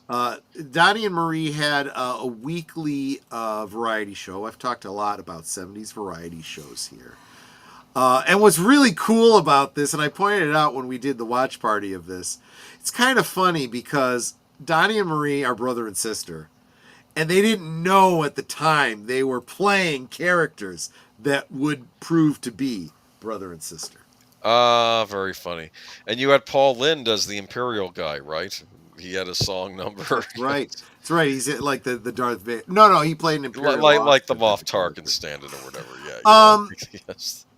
Just a costume note. Well, two costume notes. Of course, she's wearing the high collar. Like I said, Leia, wore throughout most of the actual movie. She's wearing a different belt, though. The belt that Leia has is like points down to her own lambda. Okay, yes, but to be fair, but yes. a few months after the movie came out, and Luke is wearing, or I should say, Donnie is wearing the belt of a stormtrooper. So he's literally in costume for Luke during the Death Star scenes. Yeah, so or post Death Star scenes. But I guess what I brought this up because it was getting so popular that even a mainstream variety show like Donnie and Marie, they're doing their premiere episode just about Star Wars. And that's one thing you didn't get in here that you could have just as easily done. Saturday Night Live did a great Star Wars Cantina bit where Bill Murray is the lounge singer. Star Wars, nothing but Star Wars. Making up if lyrics. They should. Bar Wars, we hope Star Wars stays. Hey, I almost did the Mark Hamill guest spot on the Muppets, but I realized I think that was 1980, so I couldn't do it. That's true. Yeah, that was during Empire. Yeah. I think he even shows up in his Empire. In his Empire garb, as opposed. That's why I didn't do that. So I figured, okay, we'll do Donnie Marie then. But I will say one thing that you could have done. You may not have known about it. There are some promotional stills of Mark Hamill in a Luke Skywalker costume that's all gold, like glowing gold, disco outfit. Oh, wow. This was an outfit that he wore for, I want to say, a Japanese thing. It was bizarre. I've seen it. I couldn't even wrap my head around what the hell was going on in this. Correct me if I'm wrong. It might not have been here, but did he show up on this special, or did he show up on another variety show around the same time? He just popped his head in one time. I think I recall that. But it might not have been this one. It might have been something else. Okay. I don't know. But Chris Christopherson, he could have played Han Solo. I think he got it down. He was up for the role. That's why I didn't realize this at the time as a kid. But looking back, I'm like, okay, I get it. Would have brought a different vibe to the role, but it would have been interesting. Yeah, but absolutely. You know who else was up for the role was Richard Dreyfuss. No, I'm kidding. No. Christopher Walken. They No, who? Snake Plissken. What's his name? Oh, Kurt Russell. Kurt Russell was up. I could have seen Kurt Russell. And you know who else was up for the role of Luke Skywalker? This would be an '80s thing, though. William Catt, the Greatest American Hero. Oh, he and Mark Hamill had kind of a similar look, actually. Very he's got similar. the curly hair. And honestly, I would have preferred him as Luke Skywalker. Yeah, I think he could have worked. Well, in retrospect. At the time, it was fine. Mm-hmm. All right, and I figured I'd throw in one last toy. This is, of course, the toy that every kid wanted, which was, of course, the Millennium Falcon, right? Okay, so here's where I'm going to talk a little bit about this. We've always had the thing with toys is you need to make them affordable. This was a large vehicle that cost, for the time, a lot of money. But it's obviously undersized. You see where that quad laser is on the top? Yeah. There should be one on the bottom, and there is not. And there is only enough room for one action figure when there should be two. Remember, they go into a shaft, and Luke goes one way and Han goes the other way, right? There is no room for both of them in this ship. There's only room for one. Where that cargo bay is in the back, where all the play features happen, the holographic Dijar, Yeah. and there was this thing for the remote, so Luke could do the helmet remote. and everything. Yeah. Yeah, that where they physically are in that toy is actually where all the engines would be. Where they should be is on the other side of that quad in the front. That is the cargo area. There's barely enough room in that cockpit for. There's only room for Han and Chewie. You can't put Luke and Obi-Wan behind them. And in 1997, Hasbro had bought out Kenner and started the Power of the Force figures and put out new 5 points of articulation, 3 3/4 inch action figures. So they were the same scale, but they were super buff. And Han and Chewie were so muscular they couldn't even sit together in the cockpit. And I only bring that up because they re-released the Millennium Falcon in 1997 using the same molds. You could put Han Solo in it, but you couldn't put Han Solo and Chewbacca in it together. Oh. So my point is the Millennium Falcon was way undersized. They couldn't do a Millennium Falcon that was truly in scale with the action figures, except they kind of did. In 1997, when they put out those Power of the Force figures, Toys R Us, those of you that are younger might not even know what Toys R Us is, they had a display for the new Hasbro, Kenner, Star Wars toys. Well, yeah, they promoted the special editions and so forth, re-releasing a lot of the old action figures. Some action figures that never existed, like Tarkin, Slave Leia, Han in Stormtrooper armor.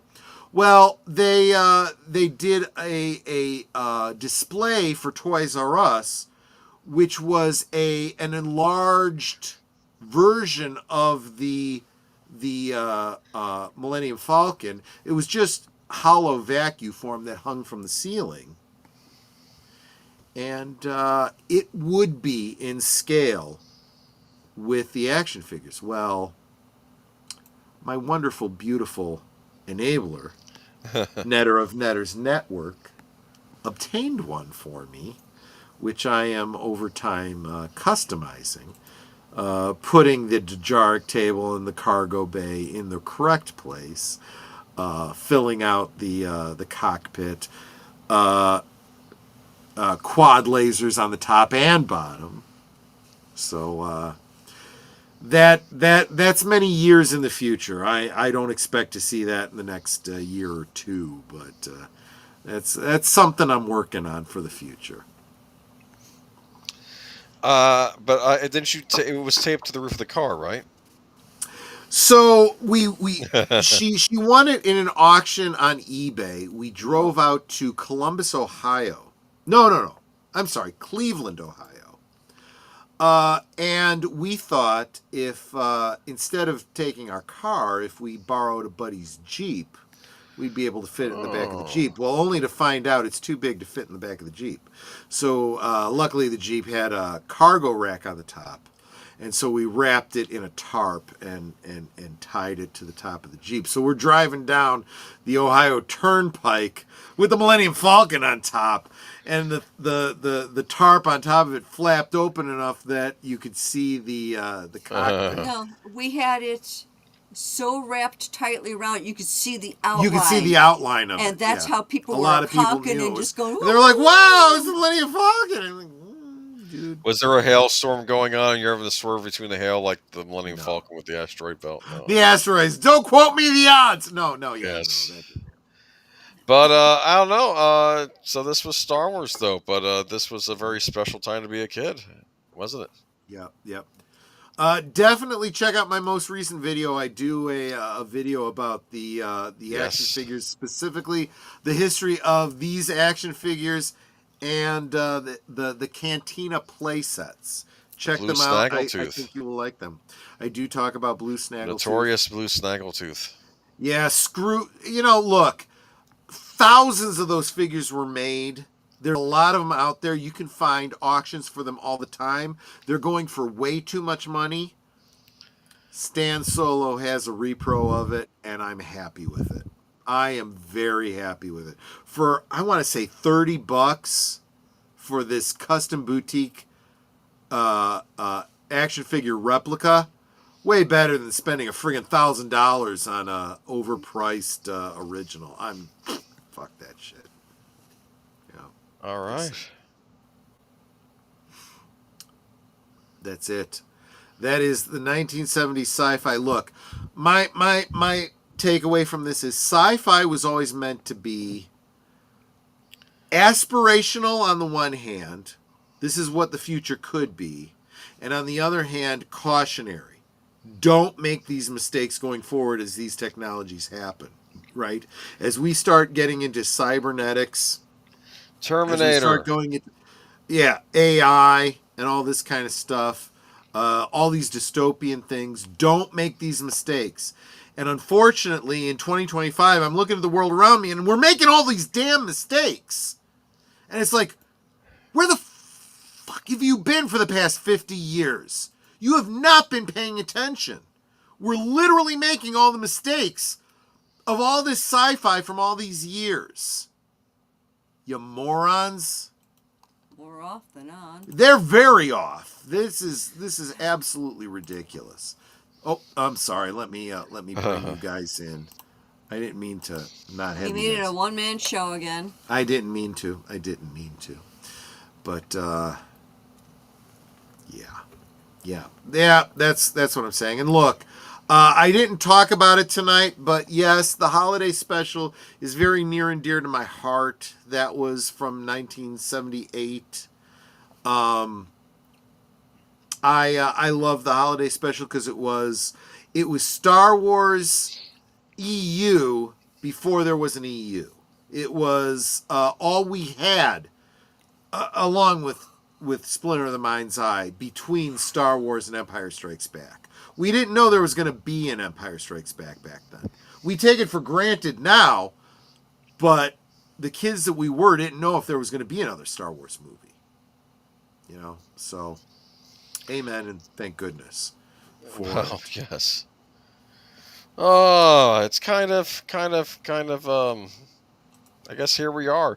I wonder what people remember about this decade, pop culture wise. I think there's going to be a lot of people remembering all this woke ridiculousness and looking at it, just like we laugh about men in with long hair and bell bottoms and hip huggers and shirts that were open with extra hair and gold chains and disco, stupidity. People are going to be mocking the woke stupidity of today. I really believe that in the future generations. If not, I weep for the future. If we continue down that line, it could be the end of the human race, honestly. It's the end of the world. As we know it, it's And then we'll be ruled by a planet of apes. We'd probably be better off. I love the. You know what's funny? He says, like the McDonald's like, for better or for worse, and then Caesar looks at him, could it be any worse? You know? Right? It's just I get Caesar's indignation in that movie. That's the weird thing. Like I feel for him. You know. It's like, So real quick, I want to say hi to, despite the fact that YouTube has effed over everybody's membership names, I know that this is the Peter Vinkman fan site. Thank you. This is somebody that I appreciate so much. She's always sharing out the channel and the videos every day on the social media. Thank you so much. And I love the fact that there is another Ghostbusters fan out there. If I'm assuming she must follow me on X. On X, I list myself as a YouTuber, a Star Trek Klingon, and a Ghostbuster. So definitely cut from the same cloth here. Imagine taking Star Wars and the only association people can make is lesbian space, which, oh, for fuck's sake. Oh, for fuck's sake. Oh.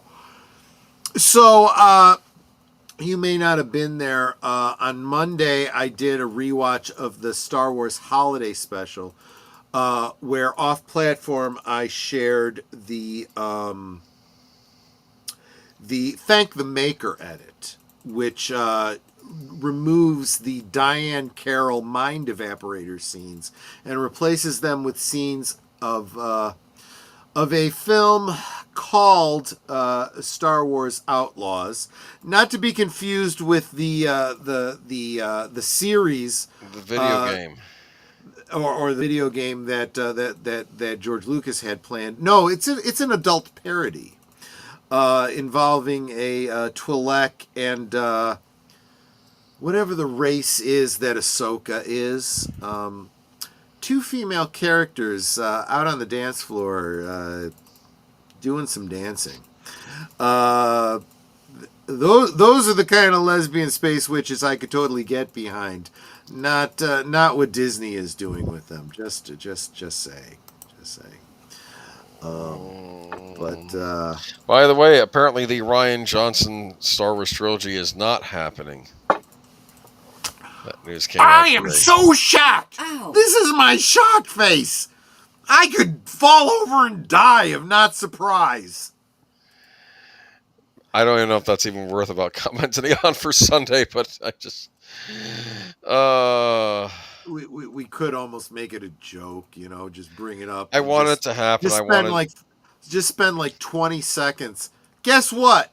The Rian Johnson movies aren't happening. Big shock. In other news, and then go on to the next article. $500 million apiece. Kathleen Kennedy could have okayed it. $500 million for each of the movies. I want to believe there is a special place in hell for Rian Johnson and Kevin Feige and Kathleen Kennedy and Bob Iger. Who won't leave? Bob Iger will not leave. Look, I blame stockholders in Disney. Netter and I sold our stocks. We said, "F you, go to hell." Now when I sold my stock, I assumed I was going to take a loss, and I didn't give a crap. I had moral issues with Disney, and I was like, I can't be a stockholder in this company. I ended up having to pay taxes on dividends, because I ended up making money on that sale. So, F you, Disney. You made me money as I was walking away. You can go to hell. And then I see their stock going down. I'm like, to you. Let's put it this way. It's like, I forget how many years ago it was, I bought one share for $30. You bought one share of Pixar. Yeah. When Pixar was then bought by Disney, that stock split. And then it split again later on as the stock value went up. And so when we sold it, I sold it for like $940 or $960. Yeah. Yeah. Cool. So what you So got going? Oh, I made money on them. Girl, you are just you're a sweetheart. I appreciate the ways that you support this channel with the sharing and the stuff. So thank you so much. I cannot express my gratitude to you and to all of you. All of you, however you choose to support me, by being here and contributing in the chat, by dropping the super chats, the gifted memberships, being a member, hell, just hitting the like button. You guys are like my wife feeding the fucking squirrels. I You haven't know. fed the squirrels since they stuffed our car full of peanuts. Well, yes, but still, I mean, Oh, yeah, that's a story. for yeah. another time, but yeah. Well, I did mention it during a Liquid Lunch. Join me I see. every weekday noon central for Liquid Lunch. But And so, tomorrow- guys, Yep. we are coming to the end of the show. If you guys want me to do a karaoke stream in the next 2 weeks, I did say if I got 5 more members or No, it was a total of 10 members, and we've got 2 so no, far. no, 5 because I was looking for 25. So $25, whether it comes in gifted memberships or chats. Okay, that's not the way you said before. You said $25 in Super super chat. chats, and or 10 members, either gifted or you become a member. Well, whatever. Oh, Guys, if in other words, I'm saying, guys, drop me a couple super chats if you want to see a holiday karaoke stream in 2 weeks. I was originally going to do one next week that was just like Thanksgiving themed, right? Thankful, thanks, there's, believe it or not, there are songs that are Thanksgiving related. I don't want to call them Thanksgiving carols, but there are songs. But then Boomer pointed out that next week, Friday, what's next week Friday, Agent Boomer? Black Friday. It's Black Friday. And you know what? We kind of need to do a stream that's focused on Black Retrospective. Friday. Yeah, so I appreciate Agent Boomer keeping me on target. We're gonna talk about that next week. So For in those of you who've worked retail, you knew the horror stories of Black Friday. Oh yeah, we'll talk about Hey. that in 1 week. In 2 weeks, if you would like, it would be great to do a karaoke stream. If you want to sing, you can. I'll bring you on to sing. Or if you want me to sing, I'll sing. Right? Netter and Boomer will sing. I'm thinking so we make it a twofer, right? We have some Thanksgiving type songs, plenty of Christmas carols that we could sing, right? Christmas songs. Mm-hmm. I will refrain from singing All I Want for Christmas Is You. Maybe Netter will, but I won't. Right? All I want for Christmas is my two front teeth. Oh, if I get enough of a financial contribution, maybe Netter and I do It's Cold Outside. That could be fun. Netter and I doing It's Cold Outside, that would be an I want a interesting one. hippopotamus for Christmas. How about what is it? Giuseppe the Christmas donkey? No, it's not Giuseppe. What is it? I forget. Oh, Dominic. Dominic the Christmas donkey. Yeah. Dominic. Yeah. Well, You don't know that Dominic. one? I've heard of it. Yes. Yeah. Dominic. Yeah. It's the Italian answer to Rudolph. I love that song. Yeah, that's good stuff. Okay. Rudolph. All I want for Christmas is you. Chestnuts roasting on an open fire. I expect people to start paying. No, I'll pay you not to sing. Damn it. Roasted chestnuts. Poor Chet. Poor Chet. His nuts roasting on an open fire. That's gotta hurt. Cool. I need to watch Neptune's Daughter, which features Baby It's Cold Outside. Baby, yeah. with Ricardo Montalban. With Ricardo Montalban, yeah. He is everywhere, isn't he? Yes. He's... God, he was so suave, right?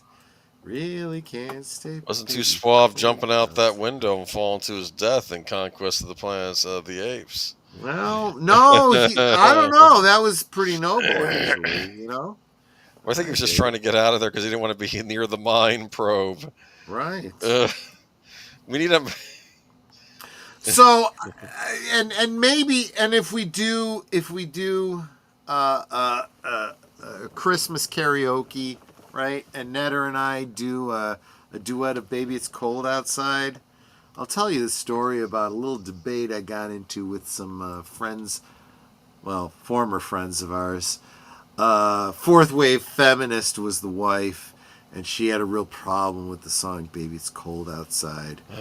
And Netter and I defended that song, and I said, look, reverse the roles. And that was me and Netter when we were dating.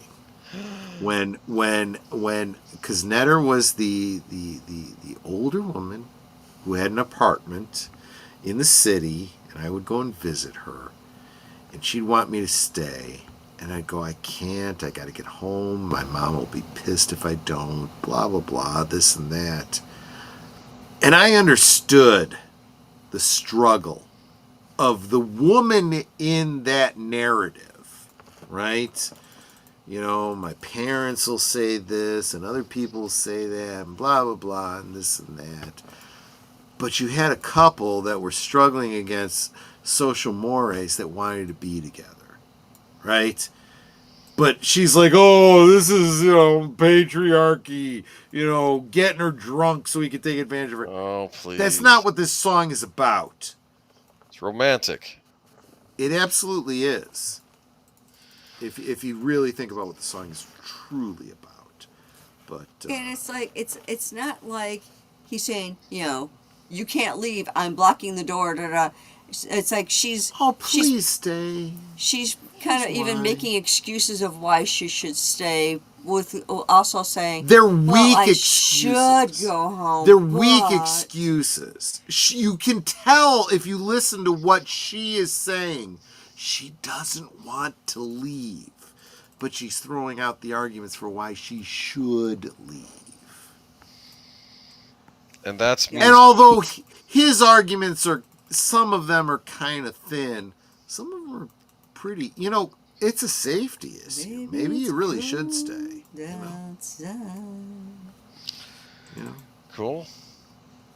I don't know. I figure there's probably some fan fiction out there about, you don't have to stay in my bed. We can work. So you can stay in the bed. I'll sleep on the couch. Avert my eyes. Of course, nice and wholesome.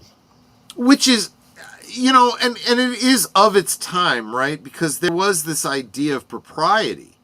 There's no fucking propriety anymore. It's like, if a woman wants to bang, she's going to bang, right? And that's empowering somehow, they say. So they say. Well, you say that, it reminds me of that one Asian guy on that singing show. She bangs. She bangs. I didn't even think about that, but yeah, now that's in my head. Right? Classic. He actually released an album. I don't blame him.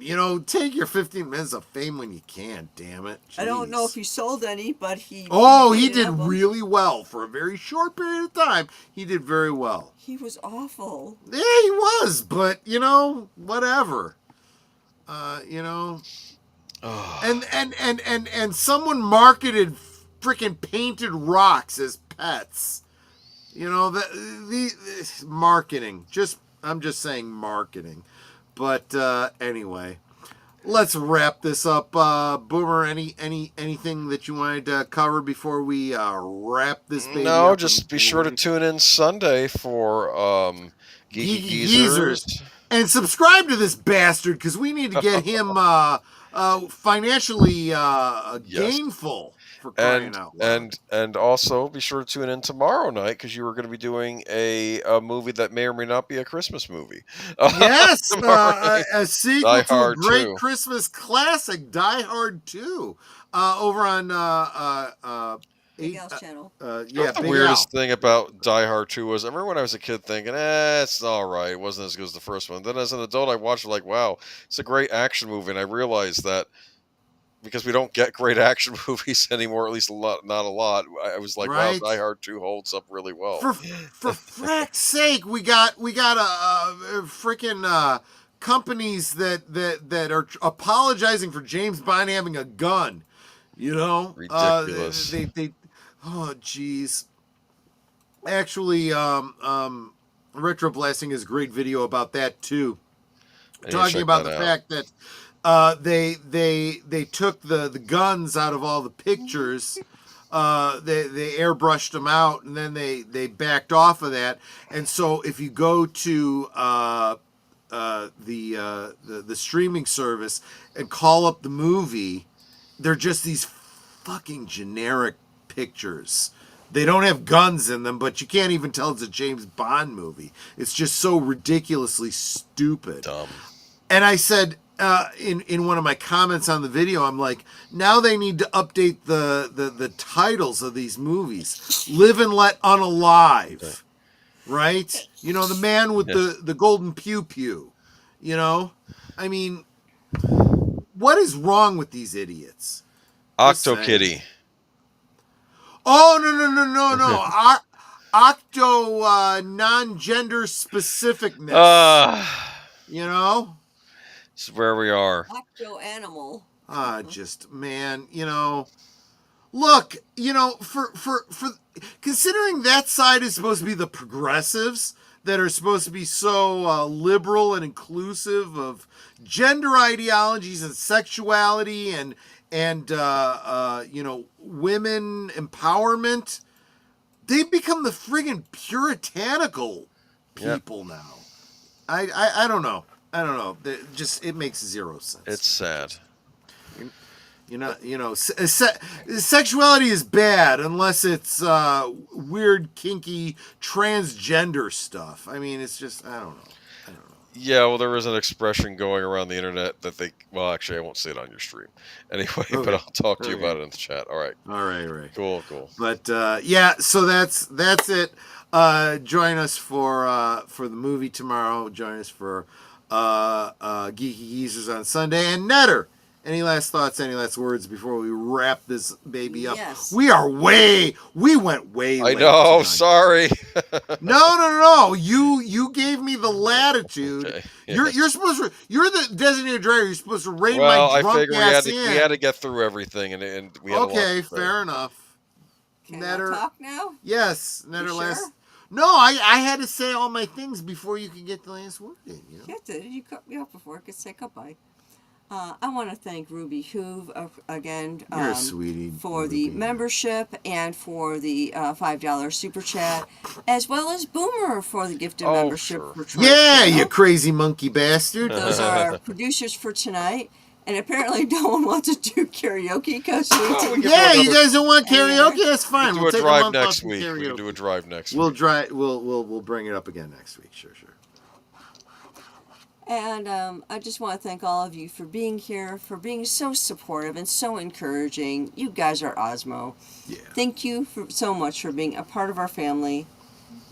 And like I said, we don't do this for us. We do this for you. So I'm glad that you're enjoying yourselves here and you keep coming back. And if you ever have suggestions for any of us, feel free to reach out to us on Twitter X. And we'll be happy to entertain those suggestions, you know. But until next time, good night and God bless. And guys, I want to thank you so much. Hit that like button. You know, would super appreciate it. Share this stream out with your friends. Get them to subscribe.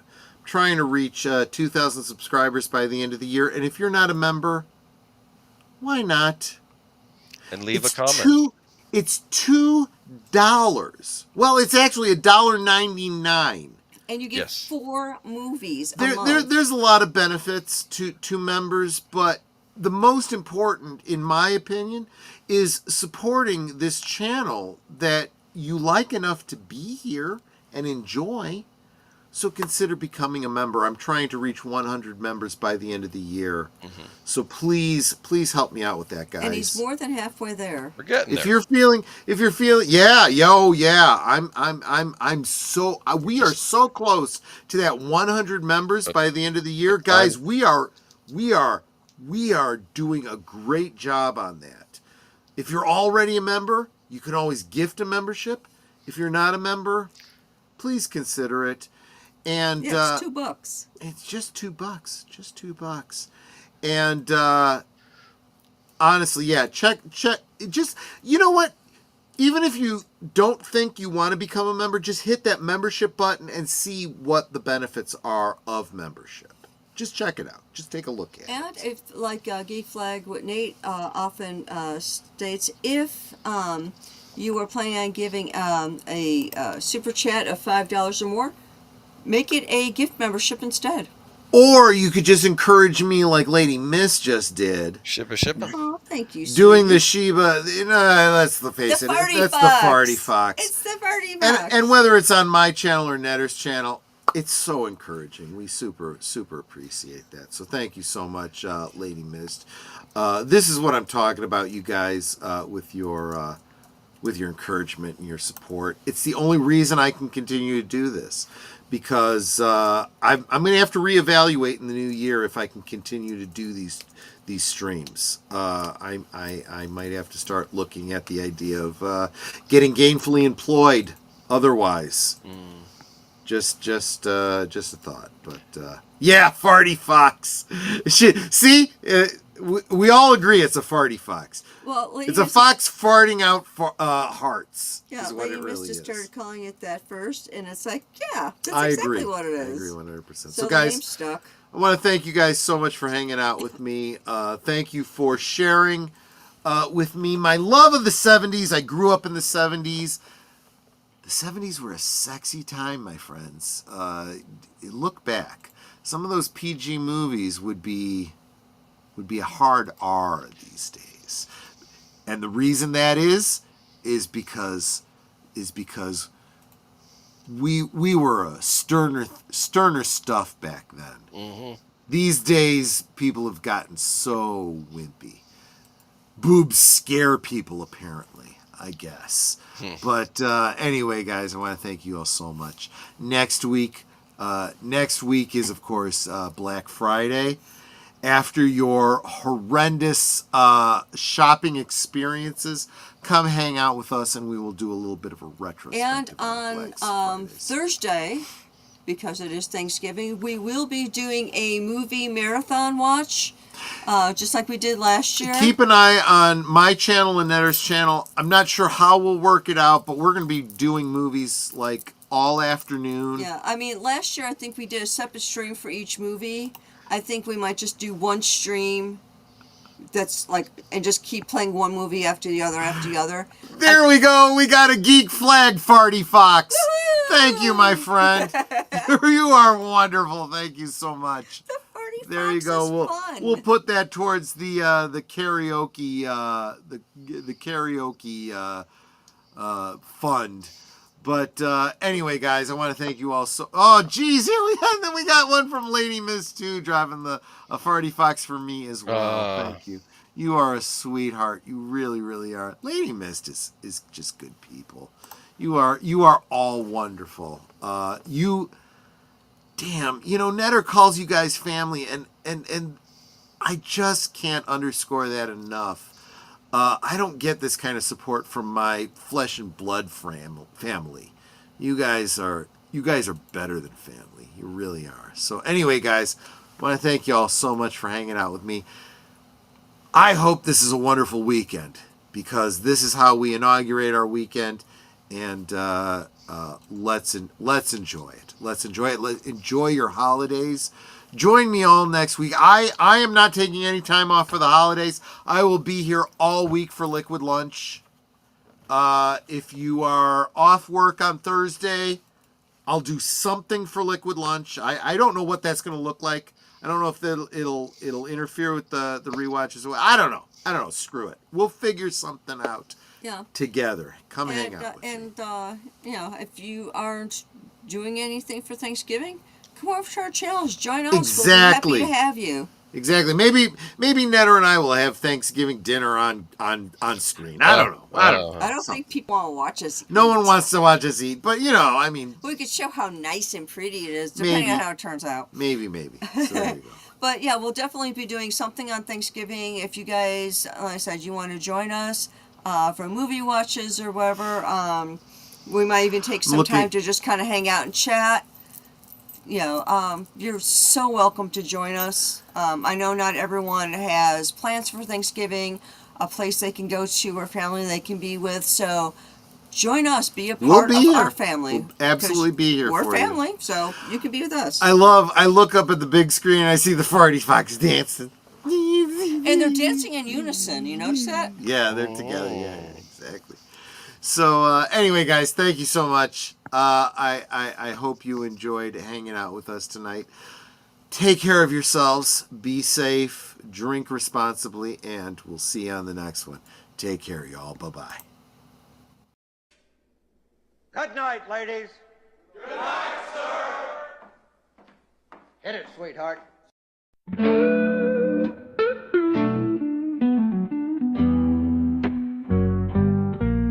The neon lights are fading, closing time is near.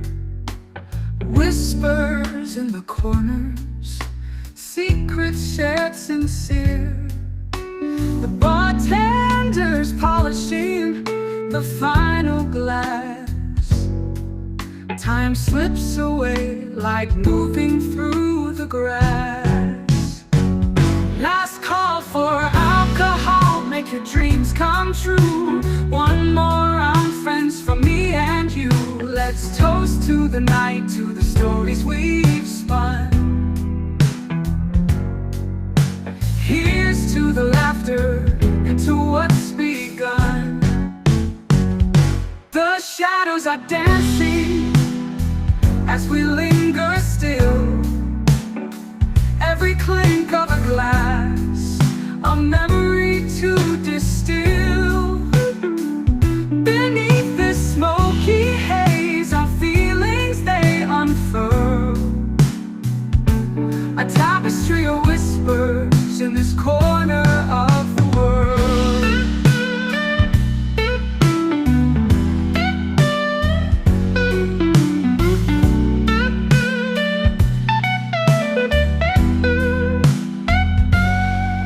The jukebox serenades us with a final tune, crooning to the lonely and the lovers under the moon. With every soft note, the end draws ever near.